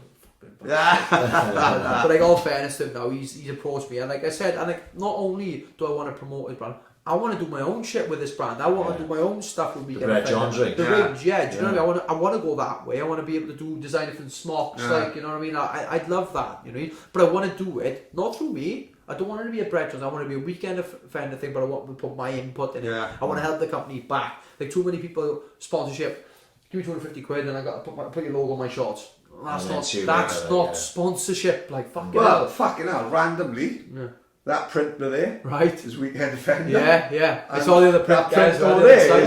Like I said, like with the mid-C. A couple of them. That one print over there, the T-shirt I got with all the ecstasies on there. Yeah. Well, it's got W and it's got a Mitsubishi and all the E's in the name is and people do double take, especially when I'm in fucking Disneyland, walking around with a fucking bunch of pills on my top. And there's another one with like Ecstasy Island with like a similar sort of print. I was wearing that in Universal Studios, and that had some fucking weird. I'm queuing up for Harry Potter with Ecstasy Island on me, right? And then the other one is it was a genius idea. Whoever whichever Ridian or something popular. No, like the prison logo Yes. with the prison Yeah, logo. Yeah.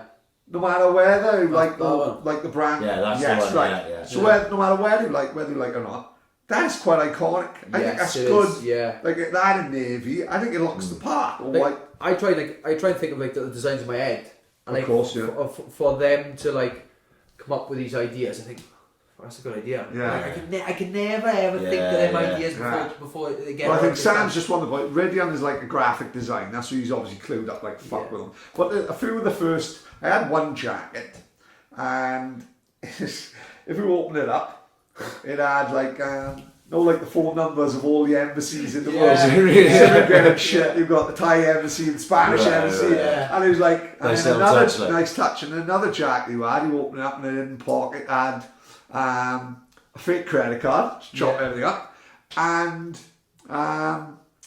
what else? You had a credit card, and you had one other thing in there. Can't think what it fucking was now. A foldable toothbrush. Those, I remember buying my brother a jacket before the sponsorship thing was out. I bought my brother we got a friend a jacket, burgundy jacket, and I love the little designs on the inside. They're fascinating. yeah. And one of them was 4 different. It was German, French, English, and Spanish, I think. And it basically says, "I want my lawyer," and the other one is "no comment." Yeah, class. And the one I've got now, the one he sent me 2 days ago, is a list. It's like a receipt of all the drinks you bought in a nightclub. Right. So like the bill comes to like £600 or £700, and it says card declined or something on the bottom. Yeah. Like I love stuff like that. And the whole like design thing process they go through, like you said, the prison logo thing was a big thing, because obviously people can relate that. Oh, I've seen that before. Yeah. And like I love the way they come up with these ideas. I'm thinking, I'm all for it. The Mike Tyson one with the everyone got a plan until they get punched in the mouth. Yeah, I wore that to Fulham away. Right. Fulham, Good day away. You got no trouble, I do. No, it was too awful fucking heads already. So we didn't have any trouble. It was have you got in touch with Gary Aspden from Adidas? Right. No, believe it or not, he actually posted something. Ironically, it was Warburton's first fight, and my mate Rory was main event, and he just got caught. He did in a fight with a submission, and my mouth's like this, and the photographer's taking a photo of me, and I've got the Adidas Special ski jacket on, the one I wore at the Bristol Way. And someone had tagged me in it, and then tagged Gary Aspen, and all of a sudden then I get notifications like, what's this all about? And I look on Instagram, and he's put it on his page. So like there's a photo of me with my training party, and I got the Adidas Special range is a fantastic range. Lovely, yeah. Bushby got a jacket, he hasn't worn it yet. Please tell him, he's scared. Put his finger on One he said, you got a lovely jacket, I think you got a navy one. And he said, I'm scared to wear it, pad. One, I think he's scared it's not his image. Right. And two, he's scared anything's going to happen to it. I said, Bush, put it on. He fucking get it on, man. Luke has got a killer one. The one Luke had when I went to Is it the green one? The Jenny Cinnamon wore in Trans fuck, what's it called? It's called something, the livery is called. Lovely stuff. Yeah. Stacko, I've got a beautiful blue one, and until he said, I think he wore in Jenny Cinnamon, funny enough, until he went, Dad, and I said, one shit. Stacko's jacket's lovely, isn't it? Yeah. I was like, fair play. You do, and like Gary's just got that thing, and like you said earlier, he's at the football culture and also the rave scene culture in one, like, you know, because ironically that's my next away game, February 29th, Blackburn away, which is where he's old from. School, yeah. You know, you've never heard of that. So this guy Gary Aspden, basically he's brand ambassador for Adidas. Right. And sounds like a great job that is. Best job in the fucking world. Right. Listen, I was that sounds like if I could create a job for myself, that's the one I would do. Punch the fucking face. Believe me, it's the best job it is the best job in the world. Like, and cool guy, like, started in the rave scene in Blackburn, going from Blackburn to Manchester, going to the Hacienda, ends up meeting everyone. Somehow gets a job with Adidas, gets in with fucking Sean Ryder, in with Ian Brown. They become really panic. He's really tight with Ian Brown and gets in with Adidas, and then just lands this fucking gig then where he's travelling around the world like a brand ambassador. What do he do? He just goes around talking. when anyone designs something, he'll take it to the boys that he knows. Yeah. Who are like you said, he started that special range, which is like just little niche thing, but it's sold out, sells out there. You can't get a jacket for low money. And like I seen a documentary, you two would love it. Argentina's a very British orientated place. Right. Music wise. I don't know how, because all the fucking Germans from World War II fucking went didn't it? So was over there. It was over there, It's yeah. ironic as well, because the Argentinian fucking hate hate us. the English. Yeah, but randomly they're like a very like they love British culture, they love Adidas. Yeah. Well, it was like a holy grail of a little Adidas trainer shop. No, like they reckon there was one in Paris which was false. It was like a fucking urban myth, and it was an urban myth about this fucking Adidas shop in Buenos Aires. Yeah. And Gary Ashton, something Robert Brooks, I think the black guy. Yeah, with the dreads. And Ian Brown went out there and he done a little documentary and they found it, and they got like rare fucking Adidas trainers from like 71, like the fucking box, fucking falling apart. Yeah, the box is like mush, like, right? yeah. And inside is this fucking rare Adidas fucking air pacer, micro pacer, 3 made ever. He's got 2 of them. This fucking 70-year-old fat RG. Can you imagine how much money they go for as well? They've just fucking bought the shop.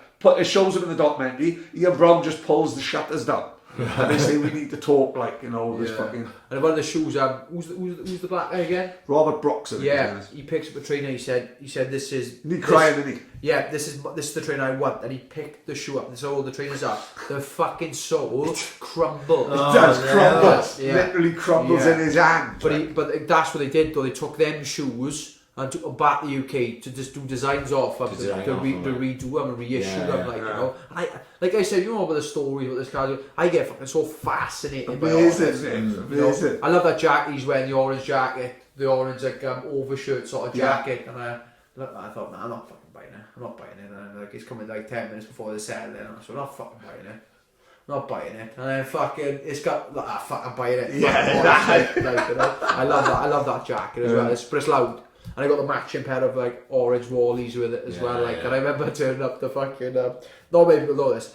Went up to Wrexham versus Trinidad and Tobago in March, and Random. Only reason why is Megan John Candy. I ended up going up there, and I thought Wales will play Trinidad and Tobago and Wrexham. The only reason why I went up there is because I thought, all fairness to the North Walians, they'll always come to here to watch football. Good I know it's shot. only a friendly, but I'll go. They got nothing up there. No, nothing. And the crazy thing is, like they got no football team as such. You know, I know they got Wrexham, but no football team does well. No. Wales are all down there. The rugby's down there. And it's mad that they haven't even got to fight a lot to get behind. No. You think, you know, North Wales, you It's think it'd be one fighter up there. But do you know the football up there though? It's Welsh Premier League. You're on about Bangor, Carnarvon. Yeah, They all had that. trouble at them games as well, didn't they? Up in North Really? Wales? Between Bangor and Carnarvon, I got a boy up there who I've seen fight called. I won't say his name actually because he's going into trouble. But there was riots between them two, like, you know what I mean? And it, to the point where they've ruined a pub, and like they end up having like riot police come to the football game. They're throwing flares on the pitch, like it's fucking nuts. Like, have you right in the next like, So this week, Crow, Chile, and Turk was going back and forth about the atmosphere in this Cardiff game was probably going to be dog shit, right? Yeah. And they would go and they would send each other a couple of videos, and there's a few videos that I've been watching them loads lately, because I don't think it's like football now with the Swans is sanitised as fuck. Yeah. When we had the season tickets, you know, we were fucking kids. The most action we ever seen was a fucking 10-year-old tip his bottle of pop on the shoes. That was the closest thing. And I've been watching I watched a Maradona documentary, which is fucking unreal. If you get the chance to watch that, fucking hell, you ends up feeling sorry for the guy. Yeah. Partly, we'll talk about that when he watches it, alright? So I've been Is watching. that on Netflix? It's on Amazon Prime. You're probably gonna have to pay for it, like, you know what I mean? But it's good.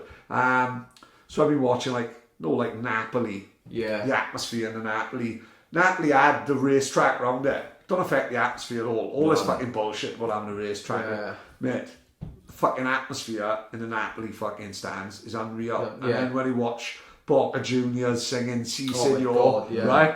Liverpool singing now, right? There's nothing like the Boca Juniors one, right? Yeah. You've got fucking 80-year-old men singing it. Going, River Plate. Yeah. So he's singing a Si Signor, and there's another team called San Lorenzo. And not watching this video, just type in Twitter San Lorenzo song, right?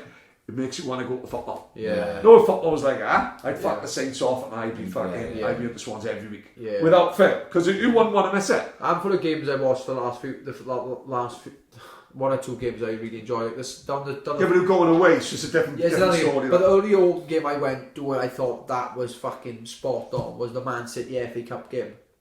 Last season. Yeah. That was the only one I thought fucking I was really in the mix. I really enjoyed it. It was a fucking Tuesday. I was sober though, so what the fucking any good that was. But this year, and I've been in East Stand for most of it. yeah. The Cardiff game was decent. Cardiff game was pretty good. I enjoyed it, and it was because I had my boy's first card Southwest Derby. So there's a bit more to it. But everyone was on a piss early that day because it was the fucking rugby. Wasn't it? Wales. Yeah, of course. So what do you need to create that a bit of atmosphere? You need everyone tanked up, like. Yeah. Because if you're going in there. And they kill that by putting on a Sunday. They put that on a Sunday. They put this one on a Sunday. Well, you know, I was talking to fucking Justin Parker, right? Come on, I had physio on my shoulder last night. Justin, one of my mates, a physio. So he's going up now Sunday. They got to meet by 7:45 in the fucking morning. Yeah. Right? The I'm games going. are kicking off at 12. Yeah. You're going. Yeah, So you're going to go on a bus with everyone else. There's no fucking like Well, I've seen that gosh, guy. I don't know whether there's. Do you see the guy on 200 Twitter? road trip. He's a You've got to have a little bit of fucking sense. content. It's not Yeah. 1983 anyway, No, right? It's no, not, no. right? Surely the guy can fucking walk from spot to the stadium. Yeah. Having him make that fucking journey, and then in the letter giving him the old, don't forget, you're representing Swansea City. Yeah. Do me a favour, Yeah. he's making a fucking 200-mile trip for him. Yeah. Useless bunch of cunts. paying for You know what I mean? Let's have it fucking right, Yeah. man. He's doing you the fucking favour, Yeah. not the other way round. You fucking dog shit. Yeah. You know what I mean? Don't No. stick that condescending remark at the end of it, like when he's travelling 200 miles for night. Yeah. Ridiculous. You know what I mean? But going back to the Cardiff game, I was there when Joe Allen scored in Indian Park. Right, yeah. Now that was an off the chain. I mean, I've never really seen it since it's like that. You know what I mean? I don't want to go back to the Indian Park thing, but it was a different sort of environment and atmosphere. But good. What's the reason? Is it Luton? Was it Luton? Luton was Luton looked the guy, and I love that. Luton's like a Luton proper house. house. Yeah, it's house. like a house. Yeah. But I'm steeped in history. Yeah. Like when I was, getting Luton right were into a big football. side when we were kids. Mate, getting right into The football. Steen brothers. 86, 87. Mate, Luton was big. Yeah. Luton was a big club, wasn't it? You know what I mean? Plastic pitch they had to do. Kenilworth Road, they beat Liverpool. Mike Newell scored a hat-trick on like a Monday night. Yeah. Liverpool, the game got cancelled at Anfield. Then it got cancelled again because of snow. Well, then after two, They changed the fixture. it goes there. Kenilworth Road's plastic. They just wiped the snow off. Fuck Liverpool up. Yeah. Liverpool hadn't lost all season. They lost 3-0. Mike Newell. Yeah. But go back, I know we fucking dinosaurs, don't get me wrong, but no, like the Carlton Park, who's saying, we'll never get this back. It stuck with me to this day. We was in, what was the nightclub Liberties, and then it turned into a rave club then. Europa. So we was all in Europa, pilled out our heads all night, right? And then Cardiff was on the Sunday end. Yeah. So we went straight, I'll even tell you what I wore, Duffer come in for a couple of years, Duffer to St. George, and they had an Odin Duffer top. It only come in for a little bit, but it was nice, and me and Marcus Lovell then went to the Arches. And that was probably one of the heaviest mobs, Swansea mobs I've ever seen, 6 o'clock in the morning, everyone met in the Arches, and I was looking around thinking, just because you football, I don't mean you can fight. Yeah, but I was looking at it and thinking, fuck, this is some mob. This is old school fucking mob. I went to Cardiff, they chucked fucking seats at us, and now I think it was 0-0. But it was a great, stuck in my head now to this day. And I don't think that'll happen. I remember when I remember going to the Swans every week, and my old man saying to me, you're not going to the Cardiff game. Yeah. You and Jamie Green, you're not going. Yeah. And if you are going, I'm picking up outside the vetch 10 minutes before and we go in. Yeah. It's a fucking bygone era, you know what I mean? The thing is that when we done the podcast before the last Cardiff game, it was only us two that day, and I was saying fucking hell, I don't really despise Cardiff like I used to, because when I was going all the time, and I was going away, and I was like fucking proper. You get into it, you have Yes. arguments online with Yeah. people, like fucking getting personal, like Yeah. fucking with people. And I said, I'm fucking grown up now, and I fucking said, oh, do you know that day? Oh no, it all come flooding back. I swear to God, I got out of bed like a wolf. I was up. I was like, I'm fucking, we're on it. And because I had my boy with me, I was only supposed to go to a game. Yeah. And I knew the boys, because the rugby was on, they were in the Wern at 8 in the morning. Fuck. Mate, I'm on my toes, I'm fucking dressed, right? I'm ready to go at 8 o'clock. And it's like, where are you fucking going? Yeah. Like, you're driving down. I said, "Ugh." I made a couple of, I texted the boys on the slide, is there any room for me and my boy down there in the Wern? Yeah, we make room for you. Mate, I'm in the fucking Wern by like 9:45. Like, I full of it. I had a lift down, I took my boy with me. We sat him up on a fucking high chair, like, we'd all fucking having a swig. By the time I got in the stadium, I had about 6 pints. I was fucking full. But I think you'll remember that as well. It gets you, I was hyped as fuck then, you know what I mean? I love the South Wales derby. I do love it Yeah. when it's on. Like, I remember in the game actually where who's the goal? The Wilmot. Yes. So I was in the toilet. I come up from the stand now, not far away from them lot. I think on the corner, but down the lower tier. And I missed two early goals that before them games, going to the toilet early. So I waited. I think I can't remember. It was just middle before the first half, innit? And I went to the toilet. Come back upstairs, and as I've hit the top step, it's gone in. Right. I've run down about 4 flights of stairs and I've literally jumped on someone's back. I've completely snapped my neck in the process. I'm on the floor. Put him in a sleeper. People are trampling on me. I think I had more of a kick in when Wilma scored that goal than I've ever had any fight. Honest to God, people are standing on me. Random. And what I love is how everybody is, and everybody I just gripping this random guy, shaking the fucking life for him, and he's like fucking slapping me and stuff. And it was just. I love that sort of. That doesn't happen every so often. That doesn't happen sometimes in the season. I met a guy that day. Like I normally I'll have my mates' tickets and we'd be further up the east stand, but I had to buy tickets that day because I take my boy with me, and we were down towards the south stand end. And just the people around me, I never met them before in my life. But we're all in the same boat, like, you know? And you just get talking to a fella, and by the end, like, say, we're on each other's shoulders, and screaming. I may never see that guy again, like, but it don't matter, because for that, like, period of that game, we were like fucking best mates in the world, like, do you know what I mean? Only 2 other times I've ever felt that feeling properly. I was Millwall away. It was ironic. It was Stag Do, so most of the main boys were out there. But I was just after a fight, so I just wanted to get out of the away game. So I went away, and we went up there, and to the point where we nearly fell over the front of the fucking the dead. She nearly come over the top. And Belgium for Wales when I was out there in Lyon. Oh, what a trip that must be. That was absolutely nuts. That was like we obviously went 1-0 down with Nangolan and scoring that belter, and then Ashley Williams puts it 1-1, and then Robson Carter's the turn. Unbelievable. And I celebrated nuts for the first 2 goals. I mean, absolutely nuts. My top was off. When Vokes, I had a few drinks that day. When Vokes scored that header, I didn't celebrate. I sat down on the step and cried my absolute eyes out. I can imagine. The gravity of it. Oh, it was. I watched that in the yard on my own, the Belgian game. Yeah. Went out to watch the Ireland game before it. Great trip. Yeah, Paris though. Yeah, Yeah. Great trip. Not going to talk about that again because I bought myself. But watch the Belgian game and I know when, like you said, that header went in. All the noise I made was just. I thought, have you got cramp again? And I was like, that was the noise I made. Because I was like, I don't fucking believe it. That's your own computer.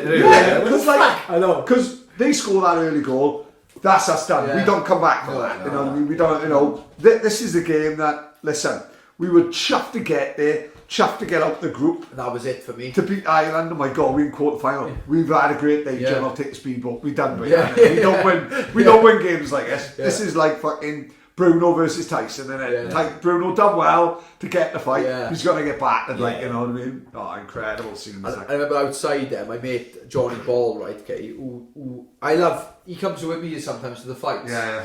So my last with Pedro, me and my brother go out there, and Johnny said, you know, can I go? And I love that. I went, fuck. Will he hang around with you all weekend? Yeah, man. Awesome. Johnny, like, you know, bit of a belly on him, smoking a fag outside the UFCPI. Love it. I love that. See, So he was out there with the Belgium game in Lille, and obviously Lille's on the fucking border between France and Belgium, so there was like 3/4 of the stadium was full of Belgium, and we'd won the game, and we were outside the stadium going absolute bananas, and he looks spits of Joe Ledley but without the beard. Right, I see.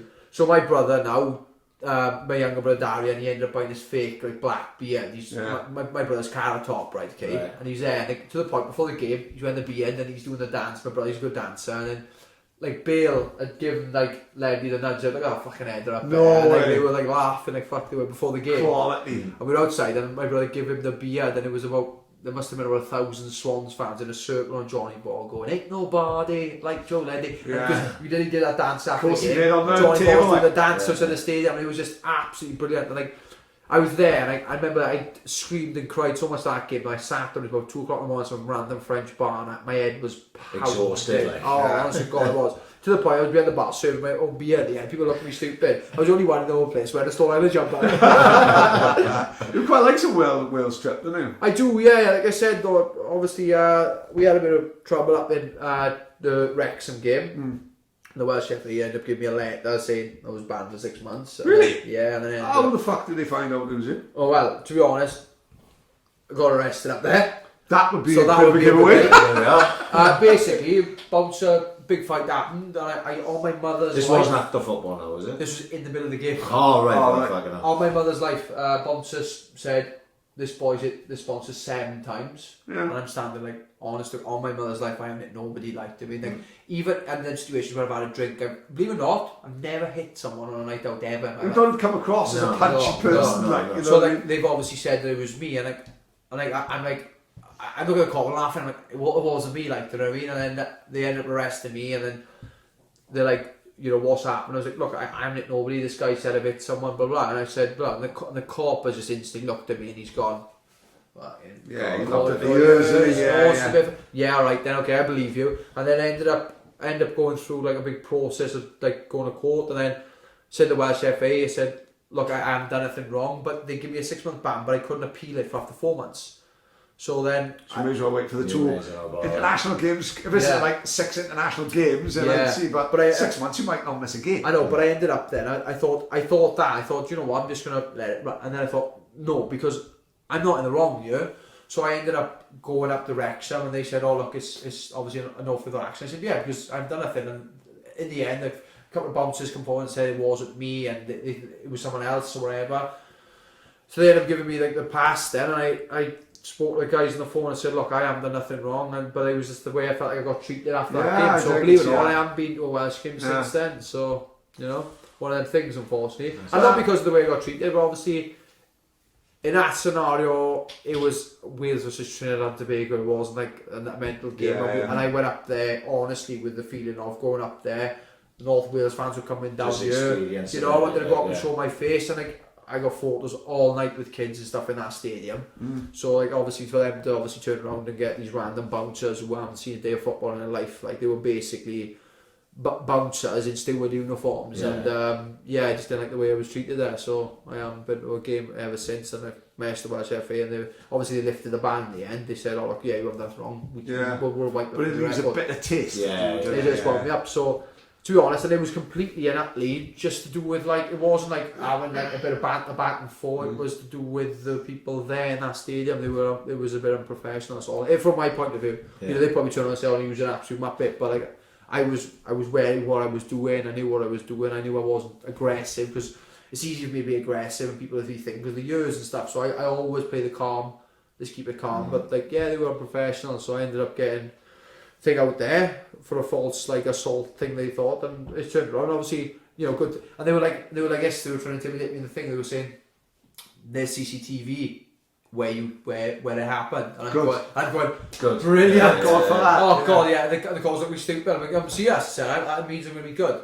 There was no CCTV exactly where it happened. Yeah, of course. In the stands, outside, not where it happened. So you come out, it's right. This obviously left a sour taste in my mouth, and I felt like I basically, I said this is technically wrong thing to say. Not that justice was. I said the truth. Went in there, and if I've done something, I will hold my hands and say I did that, and I will deal with the consequences. But to be to be charged with something you haven't done, now that would kill me. Yeah, I agree. So I said to my mother said, you know, they offered me a caution first of all. My mother said, like, you take the caution. I said, I'm not taking the caution because that Didn't do means it. I did it. I've Yeah, done saying it. I haven't guilty. done it though. Yeah. So that's what I ended up doing. So I stuck with my guns, and they turned around and said it was wrong at the end. So This is what they do, don't they? They dangle the caution, saying, don't worry, it's only a caution. Like, I'll see some I never record. say, I haven't fucking done it. How many people in prison that like have been offered the deals? Yeah. One of is like a very well-known Swansea one we spoke about earlier. Yeah. A very well-known Swansea man had been offered deals, and he would have got out of prison because he wouldn't admit that he'd done the crime. Yeah. He's gonna be still in, like. No, you can't, at the end of the day though, my mother always taught me growing up that lying is wrong, and if I'd taken that caution, technically I'd be lying. Yeah. I said I did it when I actually haven't. So, but yeah, that's what happened there. Like, for example, this is why, obviously not the time is now, but I have got to get picked up at 4 AM this morning Right. to go to. Bear in mind, my flight's on Monday, to go to the embassy for an emergency visa meeting. No fucking Yeah. way. So what happened was, this is what I explained before earlier. Right, okay, right, yes. So basically what happened was, they said it'd been in December, the UFC need all these little things, blood tests, obviously you don't want to put hepatitis B in your opponent, do you? So they had blood tests and stuff like that, physical test, eye tests, also my visa had run out, so they went to do my visa, my works visa, so I was like, right, okay, blah, blah. So did all the physical tests on Monday, obviously everything's come back all clear, brilliant, my eyesight's really good apparently. Not that I knew that before, they said it was like 20/20 or whatever, but I always thought, not whatever, Yeah. 20/20 whatever. And then the blood test, obviously that's obviously come back clear, and the physical exam, they're all happy. And then they said the visa, so I sent off the visa on the 18th of December because I'd had the email on the 50th or something like that it was. So I said, right, I'll sort that out. So I ended up getting all the paperwork, and all fairness to UFC, one of the girls, Valeria, she's from like Vegas, she sorted it all out. She said, that's all you've got to do is print it, get 2 photos, send it off. Right, did that, sent it off. So I'm like, I'm right, done, that's done, physical's done, we'll get the fucking flight now, we'll be all good. It come back on the 31st of December, big red, like red envelope, like I thought, right, bargain, I've got my visa, so I opened it up, looking through the pages, I've ignored the rest of the paperwork of the pages. I said, well, that's my old one, where's my fucking new one? Look at the pages, they haven't accepted my visa. And I've gone, oh fuck. Because there was a 2 centimetre, thank God it was this reason, not for the thing up there. 2 centimetre rip in my passport on the bio page. Not on the page anyway, just at the corner. Can't accept it because there's a rip in your passport. This is on the 31st of December. I'm going on the 13th, and I haven't got a passport now that I can use, and I haven't got a visa I can use. I know all this now. In the middle of fucking camp. Oh my God, I'm training 3 times a day with this going on. Yeah. So you got to So what take. we got to do? So I end up going to Newport, and I said, look, the UFC give me a letter to say, look, you need to fucking shift this on sharpish, like, I mean, give them a letter, and they said it's going to take up to 8 days. That means it would have been Sunday before I'd had it back. And then I got the flight on Monday. I'm thinking, oh fuck. Can you do the 100 quid thing, day? Well, in the day, right? Yeah. You cannot do that for a damaged passport. It just gets fucking sweeter and sweeter. So they end up saying to me, they said, like, if yours had run out, you wouldn't do well, they could do that. Yeah. If yours is lost, they could potentially do it that way as well. And I couldn't say it was lost because then you need to declare it to the police that it's been lost. So I was like, right, okay, so what are you going to do? This is going to take up to 8 days. I said, oh, fuck, hang on, 8 days. I said, like, so the UFC gave me this letter, I give it to them. I did it on the Thursday, they come back on the Tuesday. So it saved me a bit. Still, not as good as, like, come back in 2 hours, which I've done before, like, which is hell of a service. Which would be convenient as fuck, right? But they ended up turning around then and they said, I thought, right now I'm a visa. So, like, I got my passport back yesterday. And they went, right, obviously you need a visa to sort out. So I'm like, right, okay. Your visa appointment's on the 15th of January. So that doesn't work because my flight's on the 30th of fucking January. So I said, is there any chance I can get an ESTA, go out there and then come, you know? Yeah. But she said, if you get an ESTA, you've got to go out there, come back to London to do your fucking visa, to then go back out there. Now, can't be doing that. That's not going to work. Fucking biggest fight in life. This is a fight, like, I mean, and they got a, fuck, I can't remember what it's called, an expedite, is it? Letter? Yeah, I don't know what the fuck it means. But they messaged me and said, your appointment's at 9:15 on Friday, which is tomorrow morning. Yeah. Fuck, alright then, okay. My mate Di Ross, who has been my absolute spine for not just this camp, but for every single fight that I've had, this boy has been my fucking spine. And he took me to Newport to sort it out. Yeah. And he's like, right, it needs to be done. He said, there's no other option. It can't be done. It needs to be done. So we're going to do it. So he's picked me up at 4 a.m. and take me to London. So, you know, I've got... The only good thing going with you, 4 o'clock in the morning, you should be fucking should be there. Yeah. So if we get into London before 8 a.m, we'll be okay. Yeah, right? But I Ross has been my best mate. And the reason why we met was because of he was a guy who had never done anything before in his life. And he said, you know what, he's a film producer. He did my documentary on S4C. Oh, right. Yeah. He was the main guy. And he said, you know what, I'm gonna do this fight. I'm going to train 6 weeks and do an MMA fight, and he wanted to video it and do it, right? Okay, and unfortunately the episode, the series didn't come out. They just fizzled out. He still probably got it there, but he never did. So he did the fight, and that at the same time it was my second pro fight. So he wanted to video a few fighters on the card, and it was my second pro fight, and there was a few other guys they video. There was a girl fight, then it was me, and it was Iros. But I was the main character because he wanted to do it in 6 weeks. And he went in the fight and he fought this guy from Flaherty, who'd had 1 or 2 fights. No good, but had 1 or 2 fights.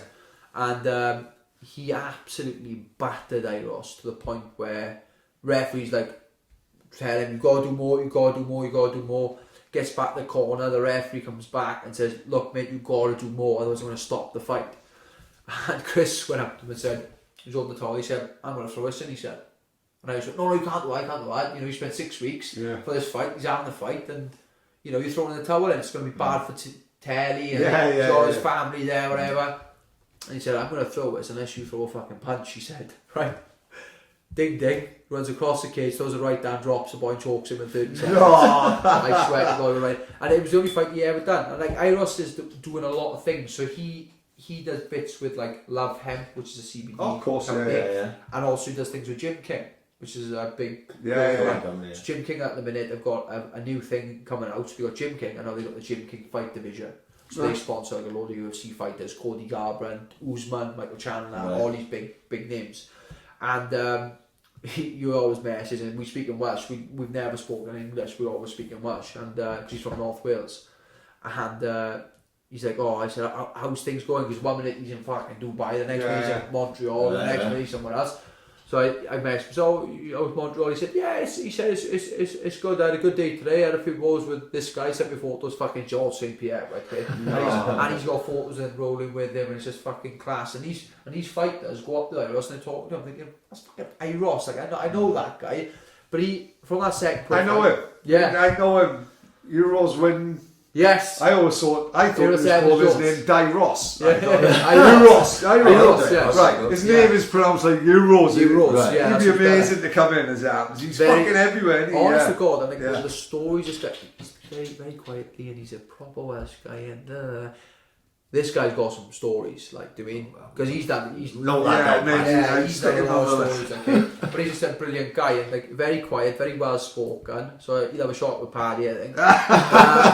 But he's good as gold, and like tonight, like he just literally said, right, he's got his own little work he's got to do, but he's like, no, you need this done, and he'll go out there. So Iros unfortunately cannot come to the fight because he's out in Dubai. I don't know what he's doing. Living the dream. But he's out in Dubai. But he's got like a guy who's coming with me, Nathan, one of his guys. He's looking after me. Nathan's out here videoing it and doing photos of it.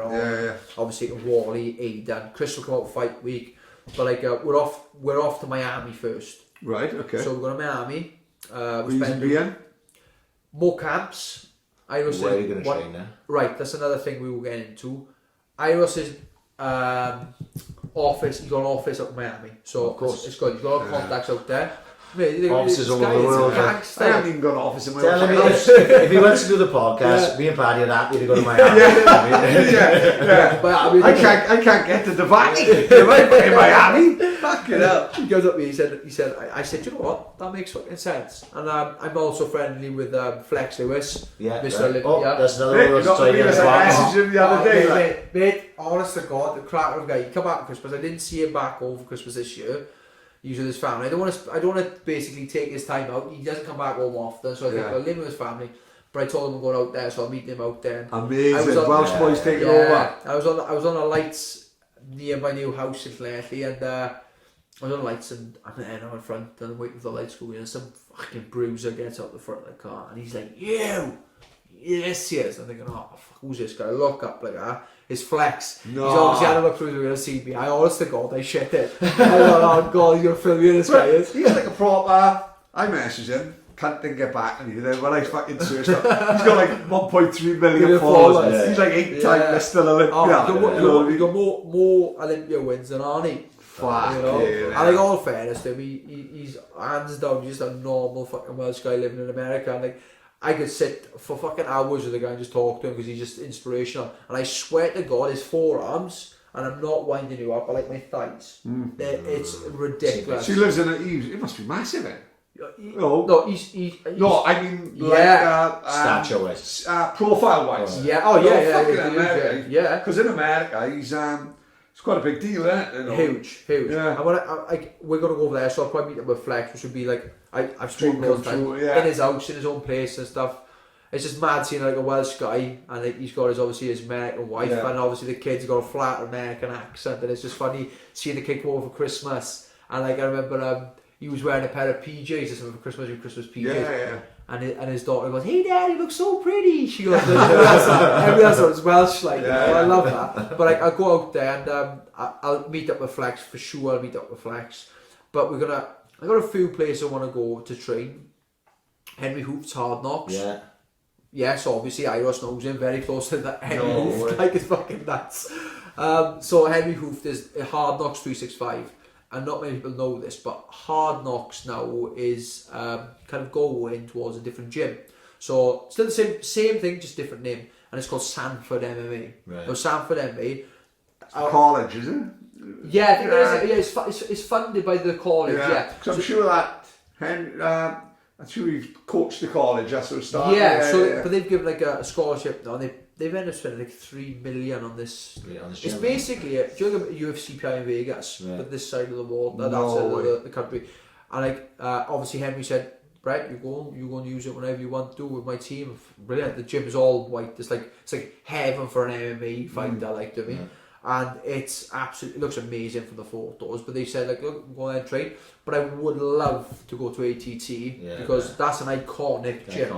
And I think obviously I'd like to see a photo of me on the wall. That'd be quite cool as well. Like, but the reason why I want to go to ATT, I probably won't be able to do it before the fight. But believe it or not, we're going to Miami for a week, going to North Carolina. My coach and Aidan are going back off North Carolina, but we're going back to Miami for 3 or 4 days afterwards. Right. So I would love to meet up with. Who's going to Miami? Is your missus going out there, or? Right, she right. It's all mixed up in a minute. So going to Miami now on Monday is me, Wally, Aidan, my brother, and the cameraman Nathan. We're going out there for a week. Then we're getting flights then to Raleigh, North Carolina. I might be wrong there, but we're going to North Carolina. Ric Flair country, that is. Is it really? Yeah. I know that. North Carolina. Is it? Yeah, he's big. That's Ric Flair would be the most legendary person. He's not from Raleigh, North Carolina. Yeah. But when Ric Flair was the big, the big shit, like, the Carolinas was where he worked. It was mad. I remember in the Pedro fight, and I remember just fucking casually in the fight thinking, I saw it when he goes, "Woo!" Like you heard the UFC, Ric Flair screams like. Well, you'll get plenty in Carolina. North Carolina, man. Especially for like a local boy as well. So anyway, but like we're going to North Carolina, and then Chris is coming up meet me there fight week. Just make sure the cut goes well and everything. And then my missus is coming on the Friday. So I feel for my missus because obviously she's got to go out and watch the fight, and she said it just drags. She said it drags, and it's hard to watch sometimes, which I can understand. You know, even the wins are draining. You know, like after a fight. Not that. She's a really nice girl. Yeah, she's a lovely kid. She's good as gold, especially when it comes to like at the minute I've got a car, so I'm using her car. Like I'm dropping her off to work and stuff, and she works. She's a paediatric nurse, so she works with kids and stuff. Like, I mean, she's been doing that for years.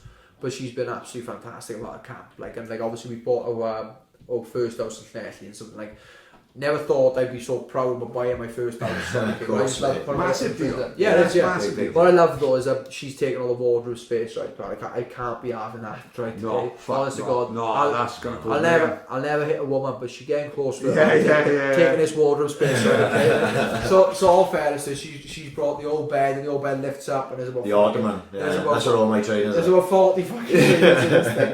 And she's giving me my little like office space, which I've got like two like what do they call it? Not wardrobes, like rails basically. Yeah. But I like the fact that I don't have to open the cupboard and look Yeah, at of my course, jackets. I can see yeah. It's them. like a shop or Yeah, warehouse. yeah. So I got two. I'm getting the second rail. I got 2 rails there with all my lovely jackets on there, and she's like, "Look, that can be your fucking thing." And then in there's a little like bench thing that opens like an ottoman, but a bit smaller, and all my world titles are in there. Like, I think they'd be on the wall, but they're all in there, like, you know. And no, getting the first house. Only problem is it's in the middle of fucking Chernobyl, but you know. Wife and Ashley, was that just?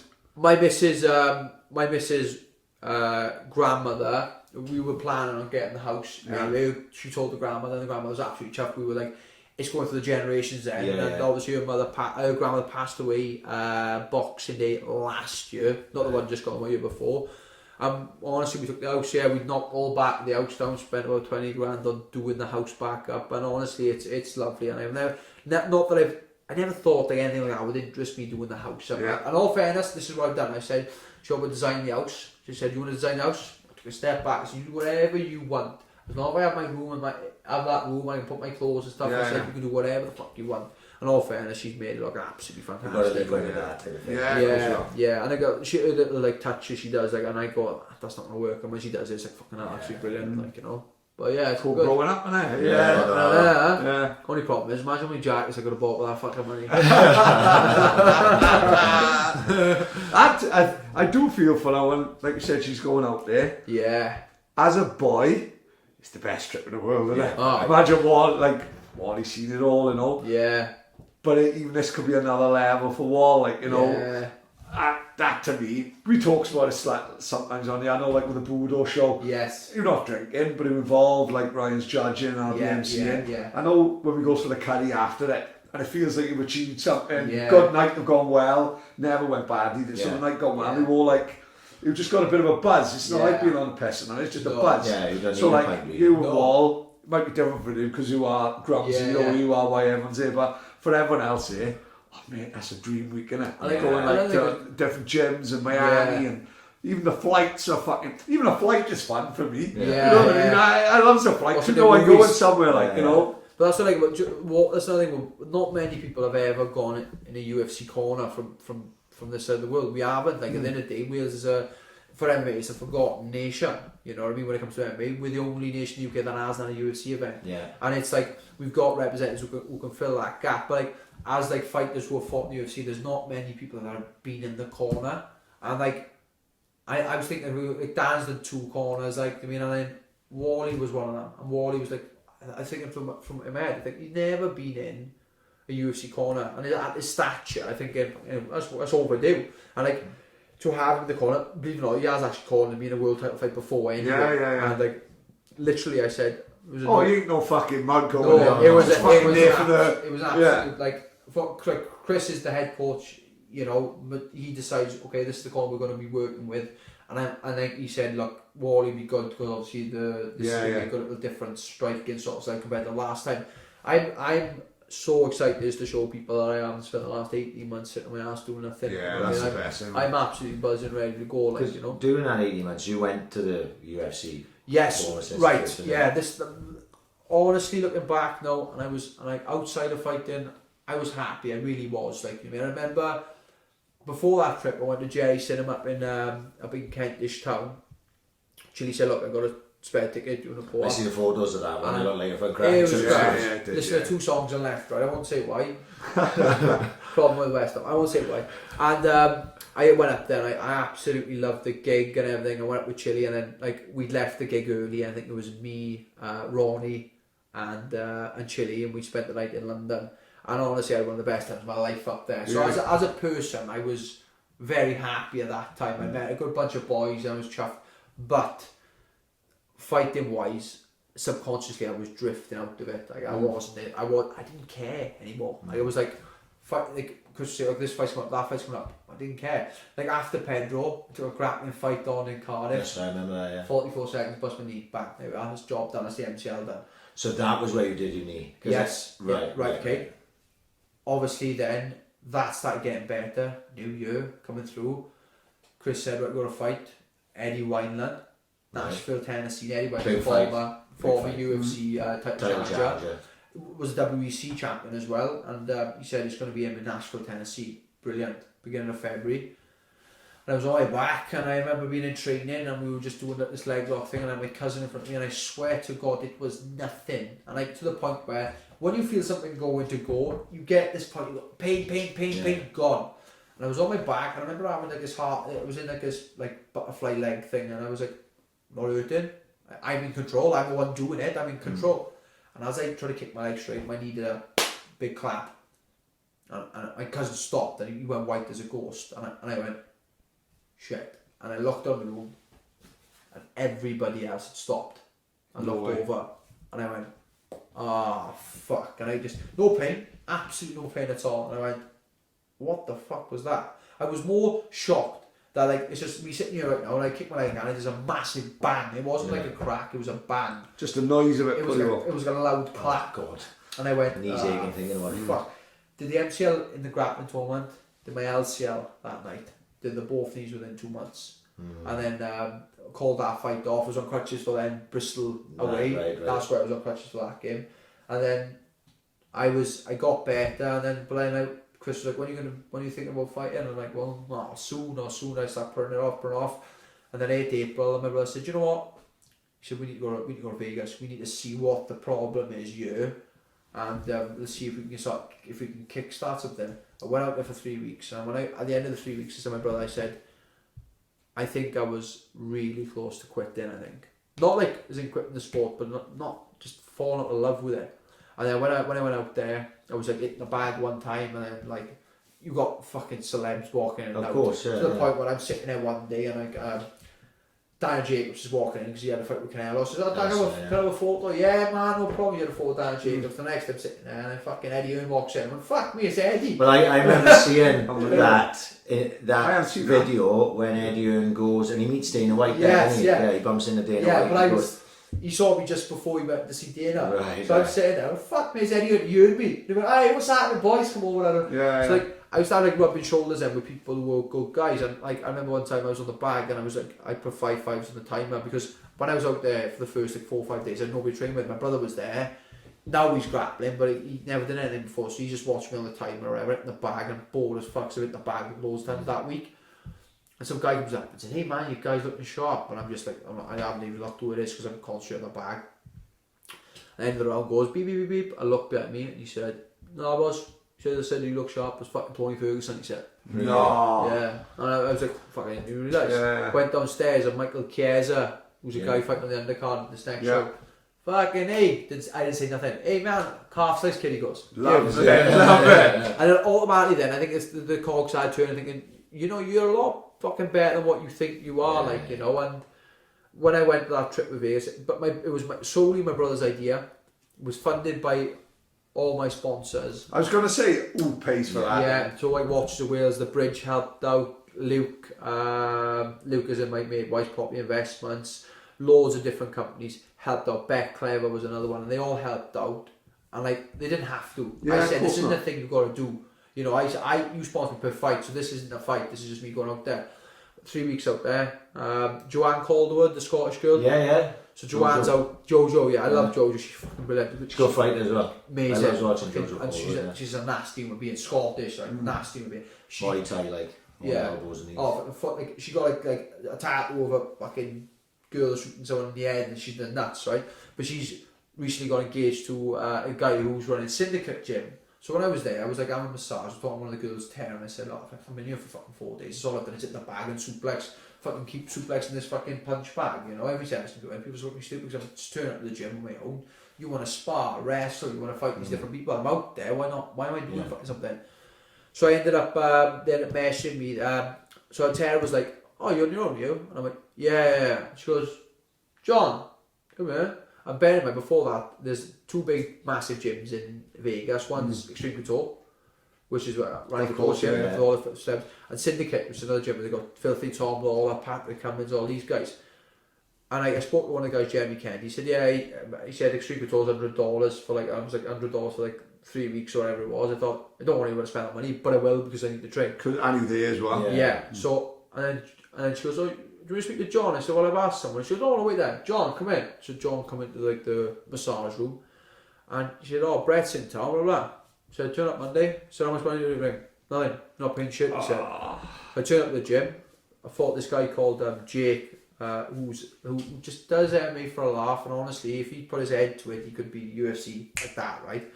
He's a fisherman. So you come back for 3 months, train, fight, go back on fish, come back, train, fight, go on fish. And he was a college wrestler. Like, I'm a wrestler, and I've always wanted to go to America and see what's the difference. People tell me these wrestlers are this and that or whatever, and I don't get me wrong, at a super high level they probably are, but I mean for MMA. And I wrestled this Jake, and he was fucking class, right? Okay? But it was like an equal battle between them, and it was brilliant. Bear in mind, at that time, this is how much weight I lost. At that time, I was 170 as in pounds, because I'm really in pounds, which is 12 stone. Right now, I'm just under 11 stone from there. From now, I got to get to 9 stone 6. Now that's my weight category.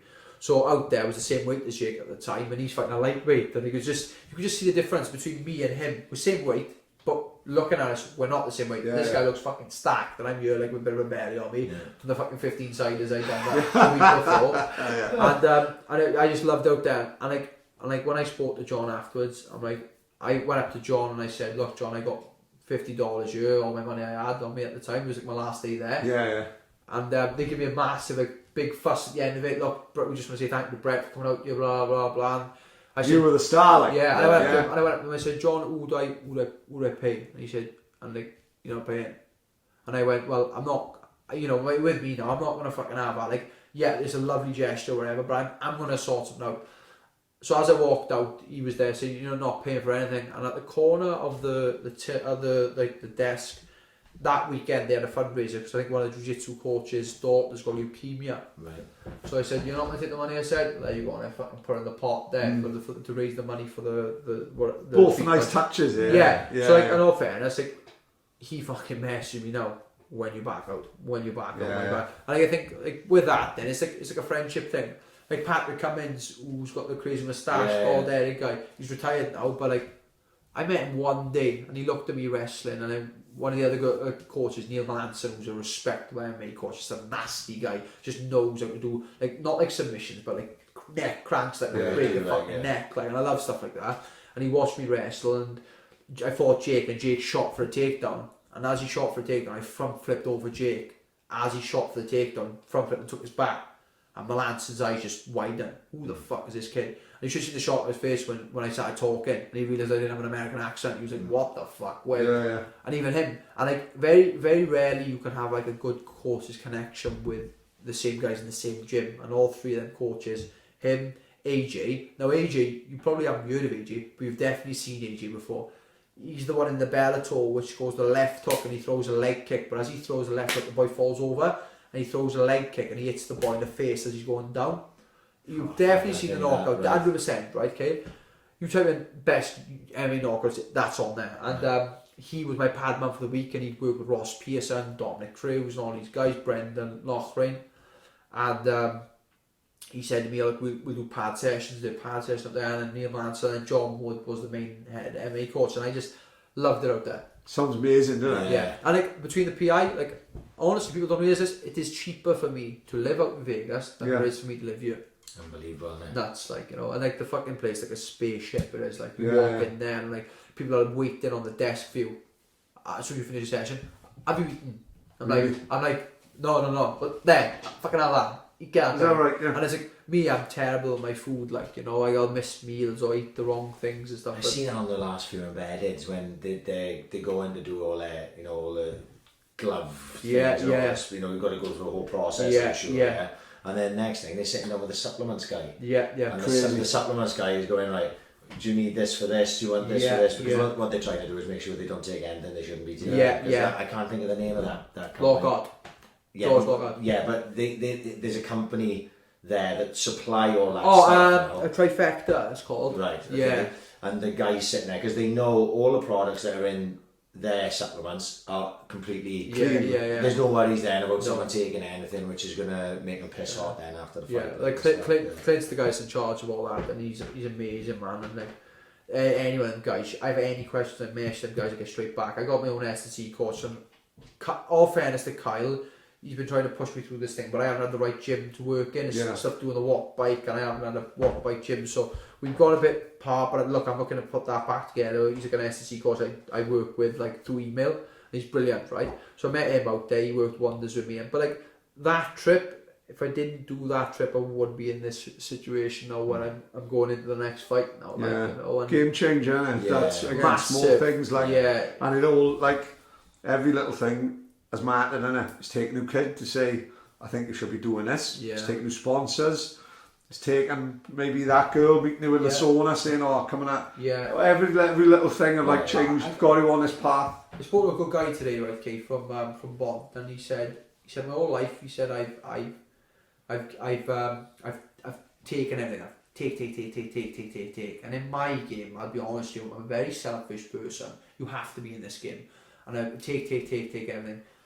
But then I got situations then where like when you take stuff, it doesn't feel as lovely as giving stuff. So that's when I started like that trip changed my whole mindset with everything, you know what I mean? And like I remember being in a situation, if I can use my stature and where I'm at in my career to give something back, I will. And like after that trip, I sat down and I thought, a lot of people are giving stuff to me, but I'm not giving stuff back. And that's when I've started raising a bit of money. My mate, one of the boys from Pencloud, Lurch, I put a big thing up a couple of months ago. He passed away, just 25 years old, I think Lurch was, and he just dropped dead randomly. Jesus. Went down. Oh, I heard about it. Yeah. Oh, I was down on one of the festivals. Yes, that's right. Side the festival in Pencloud. Like, I used to play football at Pencloud. From the Bond, they used to play football at Pencloud. I don't know about that though. So he goes in the back of the truck, he went and get a thing up and he dropped dead. And obviously it shook the boys because the Wheels Away boys that we go away with, they're not like friends, family. It was a bit different. Like every day they saw each other. And Lurch, one of the funniest people ever, right, okay? And so I thought, you know what? He said, I've had enough from like not like fucking helping people out. I feel like I take a lot. I got a lot of sponsors who helped me out. My parents helped me out. My girlfriend, my brother helped me out. My sister, my other brother. And I think, do you know what? I'm going to do something. So I ended up selling my my UFC hoodie for £700. So that's gone to Lurch's family. I also did a Q&A night a few years ago. Which is something I want to do anyway, but raise £1,000 for local launch. So I feel like walkabout, so I feel like now I'm starting to like use the good net now. But my next little venture now, I've got another UFC hoodie there, but I want to try and raise a bit of money. I know people will disagree and agree. There's obviously charity starts at home, as people say, but the Australian wildfires. It's absolutely frying. I think it's playing on a lot of people's minds. It's frying my head a bit, like, you know. And when I sat down and watched the news, right, okay, and I saw this koala bear, right, okay, and this thing, I'll see one thing, and my head will just spin, and I saw him walking into the fire, and he sits on like a big fucking pile of fire. I literally saw that just before you came in. Yeah, really, I was when I was scrolling through my phone. He's just sitting in the fire, and they're burning, like, and my head just fucking went. So my next big thing, like, I know Nathaniel would do like more than likely will be a future opponent of mine. He's fighting soon as well, yeah, the 15th February against Dodson. He's raised like £1,000 to give that. But like at the minute, I'm really enjoying the fact that I can use my stature to help something back. You know, I feel like I have. I feel like I've taken a lot in this game, and I feel like, you know, now I've grown older and I've got a bit of a more mature head on that. I'm using it for positive. The same as because I look at people like Ross, my brother, my sponsors who give a lot to me, and I think, you know what, it's time to give fucking something back now, like, I mean, so I'll probably be doing another fundraiser before long now. We'll see. Yeah, it'll keep you, you know, calmer, fucking. Yeah. You know, I feng shui, like, yeah. So that's a big thing. So obviously, right. So I didn't know much about this Tony Gravy at all. I think that's how you pronounce his name. Is that how you pronounce it? I think so. Gravely or Gravy. We'll go with that. We'll go with Gravy, like. And I had a little look at him today as it goes, you know, and he got like quite. Not that I know a lot of the guys that he fought, but I look at what their records was like. You know? Yes. I'm looking at their records, and let's say his last 10 fights, right? Let's go that far back. Yeah.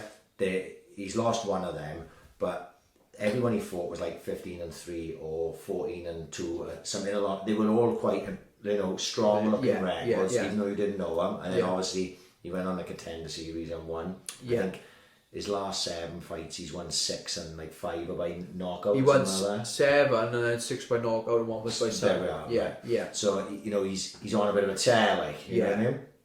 So do you yourself look at him, or do you leave that to Chris? Right. So that was the mistake I did. I'm like, I never usually do it. They messaged me through. I was meant to fight. These are the list of guys I was meant to fight. Now coming up, Alejandro Perez. Right. I was meant to fight him. The one that excited me was fighting Henenbrow in Brazil. Right, of course, yeah. Now, Henenbrow fought featherweight his last fight and lost, but they offered me that fight. And feather or bantam? No, they offered me a bantam. They said, Renan wants to fight your bantam. And I went, oh, he wants to fight you? Yeah. I said, fucking game on it. Let's have it then. I mean, at the end of the day, it's nothing personal. But if you want to fucking fight me, I'm going to fucking fight you. And at the time, there was a time where Henenbrow was one of the top pound fighters. Yeah. So I, at the end of the day, like it was a name for me. I said, no, fuck him. Yeah, I'll call it. Yeah, fuck it. I'll sign the contract. Give me the contract through, I'll sign it. And then a week later, they took come back and said, nah, you haven't accepted the fight, you must fight featherweight. But then again, he has failed his last 2 weights. Yeah. So then again, it made sense. I'm not saying, like, oh, you shit because Brett Johns from Port Life. I'd said he wanted to fight him. But you can understand, and Alejandro Perez was the next one, which is a good Mexican fighter. But something happened there. No, he didn't not accept. But I accepted and said, look, I don't care. I said, put a fucking contract in front of me. Because this was to the point where I was asking for fights and nothing was happening.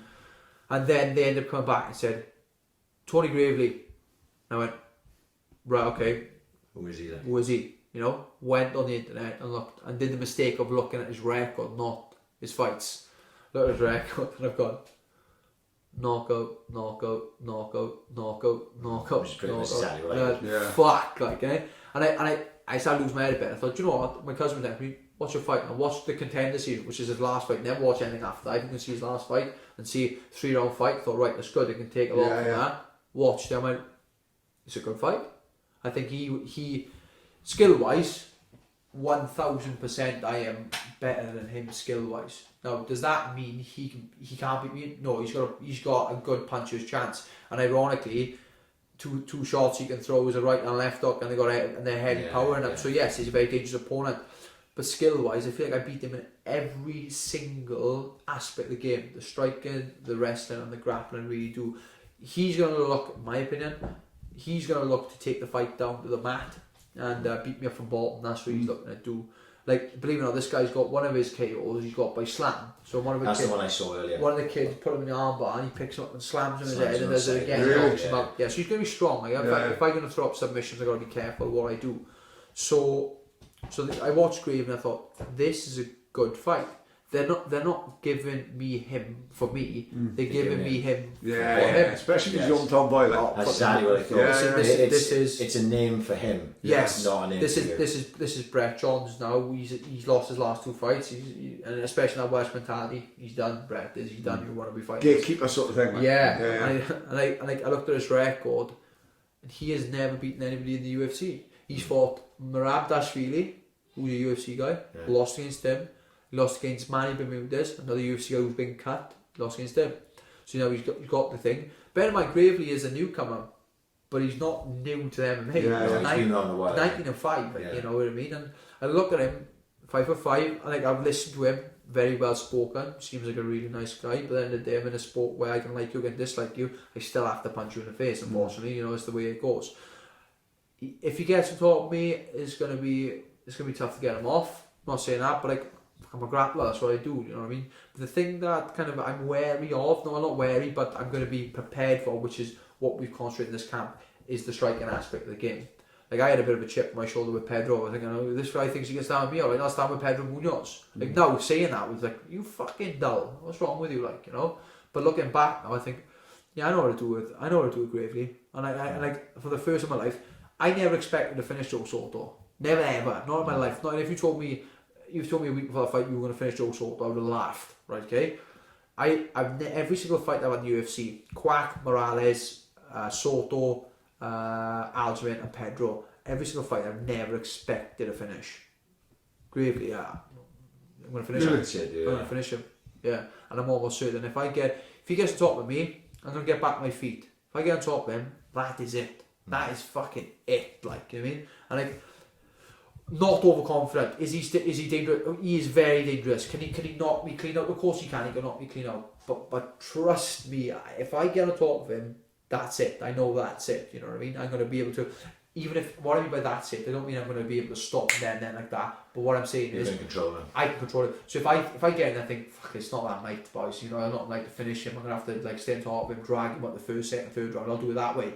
You know, I expect to finish this time, but I'm not going to be like going balls to the wall trying to get the finish. You know what I mean? But I definitely, his grappling, you know, he's had 6-7 months from the last fight to improve. Like, fuck, I've improved lots in that time, so more than likely he has. But I'm a different level. I mean, I fucking do. I did a show, like I said, the boys were gobsmacked today. The boys were saying, like Scotty and Aidan and Marcus were saying, they were taking in turns to jump in. A Shark Tank is like 3 5-minute rounds, which is a fight. I wondered whether it was right. Yeah, makes sense. Huh? So I got 3 5-minute rounds, and then I'll fight someone, and I'll be fighting them. And as soon as they start not getting time, they start slowing down. So as soon as they start slowing down, right, you out, next person, someone fresh comes in, and then you can't fight them. 3 5-minute rounds. So technically, it's like you'll have a minute or 2 minutes with one guy, and then another guy will come in, and it's random, and it's different styles. You've got to try and adapt. You've got to keep that. Yeah. Third round comes, and the boys are fucked, and like Chris is looking at me, and I'm walking back and forth the mat, and the boys looked at me and said, I think I've ever seen you this fucking fit before. You've just done 3 5 rounds with 3 different people. Three killers as well. And fucking boys are like, you know, not people, and then boys are like, but mate, you're fucking ready, like they were going. And even, I always say to the guys that when they fight with Scotty, and Scotty's like, I'm not sure what this fight is. This guy's got Scotty, I say, the fucking best fighter I've had the privilege of fucking sparring. You and Aidan have been absolutely brilliant fighters, blah blah, and I got all the confidence in the world. But when it's you going through it, am I good enough to be fucking you? But I'm in a good state of mind. Nothing like I was with Pedro and with Arjo, and I'm in a different mindset. Now I'm not going into a fucking fight this time. I'm going in to win. That's the difference. I think I'm taking the same mindset as I did with the 15 fights before. Gravy's dangerous. Of course, he can't even knock me out, and I'm not going in there like I say I'm going to smoke this fool because, you know, I'll probably go in there. And it's MMA, isn't it? Yeah. You know what I mean? Every fight is fucking dangerous. Yeah. Especially at the level. But honestly, I am absolutely buzzing for this. Honestly, yeah. And like I said, it's nice to be in a camp where there hasn't been any mental strain. Other than the bullshit with the which will get sorted. The visa, which is getting sorted, you know. But I fucking buzzing.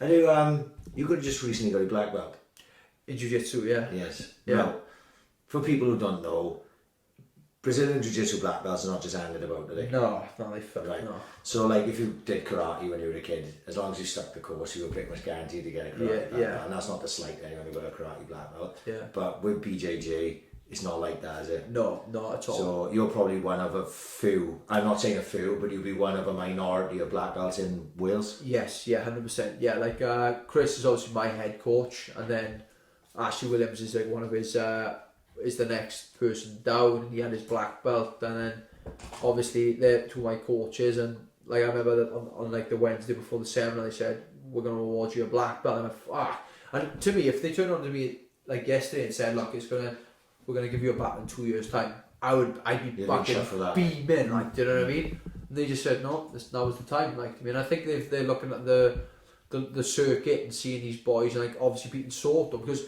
not many people know about Soto did the EBI, Eddie Bravo Invitational, got to the fucking final. And these are not MMA. These are the elite level. This is like, do you know, like I spent my full time doing MMA. These boys spent full time doing grappling. Yeah. And this fucking MMA boy just come in and went all the way to the final. So when I half-sliced him in 30 seconds, that's why it went off. Not because it was the second there every time it happened, but because it was against fucking Joe Soto. You know, and that was just mental. Like, and don't get me wrong, in my opinion, it was a fucking massive fluke, but I'll take it. You know, do yourself a little disservice, but like when I looked there, and like the boy said, look, you've been fucking the way, and I used to be a bad training partner years ago because in jiu-jitsu was all about moving around and doing different things. And I remember I used to take people and hold them there. And like Ashley never used to train me. He said I don't enjoy training with you because I get taken down and you just sit there for 5 minutes and not do nothing. It gets frustrating for like the high level grapplers. But he said the last like year, 2 years, like I've just been like enjoying the rolling. So like I'm thinking I'll put my arm here and see if they can fucking catch me with it. And they caught me. Okay, there you are. You caught me. Well done. we'll do it again. And I tried different things out. Yeah. So now he's like, mate, you just try different shit out, and for that reason, your grappling's gone better. Fascinating sport, mate. It is, yeah. And like, and in all fairness, I it's mad. Like another thing, like I'm in my opinion, I'm a high level grappler. So like the thing, like the Polaris fight where I lost in 44 seconds, fucking it's like getting caught early on. Sometimes it happens, sometimes it doesn't. You know, I fought Pedro, and Pedro was flown in by one of the Gracies. I don't know which one. There's so many of the fucking Gracies now. One of the Gracies to teach his guillotine to the Gracies, because Pedro Munoz had a killer fucking guillotine, and I've seen some of his guillotines. They're fucking horrific. And I remember being in 3 of them, and I thought, I know what I'm doing. I'm not fucking scared of being fucking getting my Pedro Munoz. And I got every single one. Right? People were like, even Joe Rogan at the time was like, this doesn't happen. People don't get out of his guillotines. And I've had like a good, like, the last 6-7 months, I feel like my game has just gone, oh, you're going better. And all of a sudden it's just this, boosh. Jumped up. Yeah, and I did that grappling fight, then put the pod that way for a really good guy. I turned up the weigh-ins, and Wally said, do you want to do a grappling fight? Yep, so turned up the weigh-ins, so you're going to be 72 kilos, no problem, turned up 72 kilos, look at my opponent, I've gone. I said, well, that's not my opponent. He said, yeah, that's it, he said. Monsters, yeah. I said, it can't be, I said, Wally, I said, if he's fucking moved over, I want them on a fucking treadmill, blah, blah, blah, blah, yeah. He said, Brett, you weigh 0.3 lighter than you. And then he was about 6'2", 6'3", but 70 kilos, 72 kilos, like, I mean, and like, for jiu-jitsu, the tall, skinny guys, they favours them. Yeah. But managed to take him down and sub him in 8 minutes. And like, but like, in my opinion, like, I've had a drought in it. So since after the Alpha certified, I didn't win a fight. I think at the minute, it's coming up to 730 days I am on a fight. And then I ended up doing that, I'm winning and getting over that. So everybody was telling me it's a bad idea, don't do it. And I'm like, I know it's I know it's a bad idea. I know I can get injured and fuck this fight. I know that, but I said I needed up you. My missus was on me because she said the last time you did it, you got a fucking nerd, and she had the right to say that. And I'm like in my head going, no, I need to fucking do this. Do you know what I mean? And I did it, won the fight. And all fairness to the boy Ash Cooper, lovely guy, and he's doing well himself in his own game. And I felt I got over that little thing. Okay, it's not an MMA fight, but I still think I've got over still a W in it. Exactly. Still a notch. And I think if it wasn't for doing that, I'd be like even more nervous now because I haven't got that win. And I'm ready for this, and I know I'm ready for this. So if he does fucking put me flat on my fucking ass, then well done to him, honestly. Yeah. But you can't do any more, like. Yeah, but camp-wise, this camp has been absolutely fucking horrific. It's been one of the worst camps I've had. But it hasn't fucking fazed me at all. So for what reason has it been rough like that? For example, it's the first ever fight I've taken over Christmas, right? So the social aspect of not being able to go out with friends, it's pretty shit. I was going to ask you guys, I meant to ask you about that, so like that dieting over the Christmas period. Like, I saw surprised McGregor took the fight when he did. Yeah. Because McGregor's doing it at 170. Yeah. So he's not So I was the only guy in South Wales who had 2 Christmas dinners and lost 0.3 of a kilo for starters. I was chuffed, I was, right? My mother said, look, have all the greens, have a bit of turkey, and I did it 2 days on the trot. I was fucking buzzing. I was jumping the scales onto the Boxing Day, 0.3 under, fucking get in. I was chuffed, like, yeah. And but the problem was, this camp's been 10 weeks. Every 2 weeks I've been ill. So I've been like, a lot of shit going on. Yeah, and Christmas time is the worst time for it. Yeah. So I'd have 2 weeks ill for 4 days. 2 weeks, ill for 4 days. 2 weeks, ill for 4 days. It's happened about 3 or 4 times. And Chris said, honestly, you've just been ill for this whole camp. And like, touch wood, I've got through it. I've got through it all now. But other camps have never had this before. Having said that, to kind of contradict myself, fittest I've ever been. Yeah. So at the end of the day, I've done these camps enough now to fucking realise that you can't control getting ill, can you? No. And you know, you're always gonna. I don't think every fighter says no one ever goes in 100%. Yeah, fully 100%. You never will. No. Like you said, as long as you feel it, you're fucking confident as fuck. Yeah. Feeling great. What's the problem? Perfect timing, Christmas or not. Yeah. So I said, like, I'm at the point now where I think like I'm at my peak now. So it's just keeping it steady now. Don't go fucking more up or down. Just keep there or thereabouts and getting that fight at that peak thing. I don't give a fuck. This boy's turned around and said like he's gonna outpace me. Fucking no way, not even fucking Jesus Christ himself could outpace me at the minute. He just couldn't, right? And I feel fucking absolutely brilliant. And fitness wise, I had that fucking barber with Pedro and one fucking blowing up after it. I've had fights with Adam Sterling and I come out the cage if I just fucking walked in. Yeah. The Quack fight was very physical. It was a high paced fight. Yeah, and that fight was another one. But then I was fit for that fight, but people forget that I took that fight in 3 weeks' notice. Do you know what I mean? And there's a lot of different things like, and he can say he's gonna outpace me. He'd be aggressive, but everybody that's aggressive with me, it doesn't last long, like, you know. So we'll see what happens. Fucking outstanding. Yeah.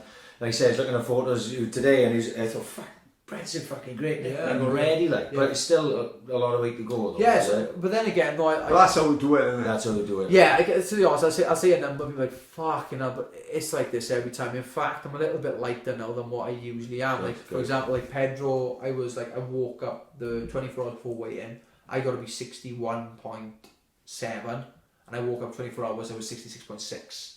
So like I'm fucking 5 kilos off. Yeah. So, alright, we'll fucking get it done. We got it done. In fact, we overcut. Believe it or not, we didn't handicap, we overcut. Oh fuck, we better stop now, we're okay, like, you know.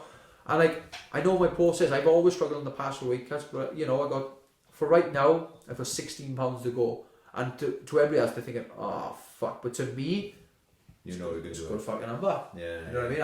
I go into the fight week, on the Tuesday before the fight, I'm 15 pounds over. No way. So I'm 16 now. We got 2 weeks before the fight.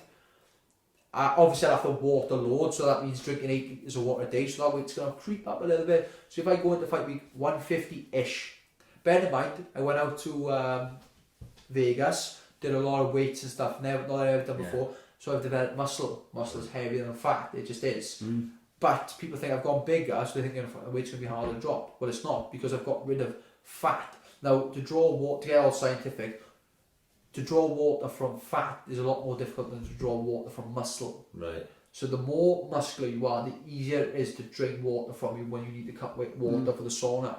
I've got more muscle, but Chris has said you look like a fucking athlete. He said years ago when I had a pasty little white belly and I used to go in there and fight like no fucking physique at all. Now he said, I look at your back, I look at your shoulders, you've developed into this body now.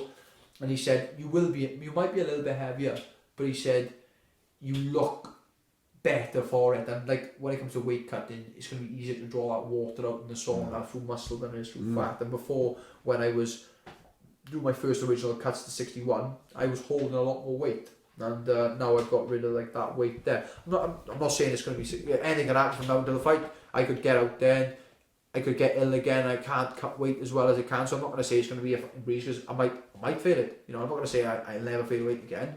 But like the last couple of times I've cut weight, just fucking Chris has been gobsmacked. I'm like, right, let's get it fucking done. Let's go. The first couple of times I'll be like, Chris, so long left. You've only been in there for a minute. You haven't turned it on yet. Yeah. Like it's gonna suck. It always does. Like, you know, John Phillips and Enzo have done the same cuts as I have. They know how horrific it is, you know. But yeah, It's just part of the game. I'm not the lightest I've ever been, but I'm not the heaviest. But then you can't go off that. Your body changes all the time, so you can't go off being heavy. I might be fucking super heavy this time, but I might cut weight easier. Ironically, the heaviest I've ever been was Aljamain Sterling fight, and that was the easiest cut I've had. So just do it like that. But what's important is now carry on eating my carbohydrates, because I do take myself away from carbohydrates. Carry on eating the carbohydrates. Don't be afraid of carbs. Week before the fight, stop salt. Stop your carbs. 8 litres of water. No salt completely. So 8 litres on Sunday, Monday, Tuesday. 4 litres Wednesday. Basically, mouthful of that before 9 AM on Thursday. Then we dry out. It's grim. It's got to be done. Yeah. Get fucking paid. But you've got to think of 2 weeks. 2 weeks Sunday now. Just got to get out of there. 2 weeks Sunday. Yeah. What a feeling like. And I say this to the guys all the time, when I cut weight, people like going for horrific weight cuts, and I say right now, I whisper to all the guys I cut weight with. I said, right now, you are jealous of me because you're cutting weight and I'm not. I said, but in 24 fucking hours, I'm going to be jealous of you because you get to fight and I don't. Yeah. And every time I say it like that, people this go, is your legacy, isn't it? Yeah. Ready to go. And like, honestly, I've had layoffs before. This isn't like the first layoff I had. Before the Quack fight, I had a big layoff. Before the while Watson fight had a big layoff. And every single time I come back from layoffs, I've been really, really, really nervous and tentative about getting back in there. Fuck, I've had a year and a half off, and when they said the name, I said, just send me the fucking contract so I can sign so I can get ready for this fight. And honestly, there's not a man on this earth at the minute that can fucking break this mindset. Like, you know, I'm ready for it. I'm ready to go. Like, you know, if I could do it tomorrow, I would. Yeah. You know, I'm absolutely buzzing for it. And like I said, and it's nice because this guy, not a shit talker, he is gonna come. This is his first UFC fight. Fuck, honestly, yeah, that's the. Yeah. I don't want the worst Tony Gravy. I want the best Tony Gravy. I want Tony Gravy and all the supplements you can take. I want him on EPO, I want him on steroids. I want him in the best shape of his fucking life. I don't care. That's the guy I want. Yeah. You know, we're buzzing. Fucking absolutely outstanding. Yeah. I'm fucking buzzing. I'm gonna go out and fucking do some shadow boxing or something. Well, we don't, mate. We don't want to keep going any longer because we could generally do it so fucking night with this, easy. But I know you've got to get away at 4 in the fucking morning, and the time is getting on now. Fuck me, it's got to be pushing 12 now. Sharp's 11. Sharp's 11, is it? Yeah. First phone boy. Right. Enjoy Cardiff, fucking. Sunday. You'll enjoy Cardiff Sunday. Better, I got a flight the day after, so I got a best behaviour job. Best behaviour, yeah. Everyone would be best behaviour. Yes, that's Sunday. Yeah. Thanks again, Brett. It's always a fucking pleasure to have you in. It's always a fucking dawdle. Yeah. You know, and we could fucking do it all night. Oh no. And you know, like I say, we just wish you the fucking best of luck. Right. And look forward to watching it now. Yeah. Look forward. It's been a long time coming, like, you know what I mean. So I'm eager. I'm ready to go. You know. But I can't wait, like I said, on the podcast, I'm fucking enjoying listening to the podcast, you know what I mean, your podcast, so it's been thanks very much, fucking next time you're in the UFC PI, you stick it on the fucking side. I love those, like I said, Joe Rogan podcast with Michael Chandler, but I'm thinking, fuck me, you got one with Chris Webber, yeah? Yeah, we get bigger guests than Rogan these days, you know what I mean? But mate, we'll let you fucking go because I know we've got to drive to fucking Clancy now as well. Clancy, and then get like 2 hours sleep and then get back to it. Yeah. Man, it's all part of the fucking process. It's got to be done. It's got to be done. Stay with the process, Pat, ready anymore? No, fuck all done. Brilliant. There we are, mate. We wish you the Thank fucking you very very much, best boys. of luck. Thank you Again, mate. We'll be doing this soon enough then. More than sure. We're going to get out. Big shout to JMWE then. Yes, big shout to Chile. Weekend Offender, here we go. Watches the Wales. Fact me 100,000 sponsors. Yeah, Tommy Watches the Wales, The Bridge, Luke Wise Property Investment, Truck and Plant Asset, the Ogle Events, Weekend Offender, which I said already. Yeah. And Beck Clever as well, Beck Clever. So, love it. Get them all out now. Let's go. There we are. Weekend Offender can drop us some gear. Yes, Sam goes in the case. Right, we're going to get out. Yeah, good luck, Brett. Peace.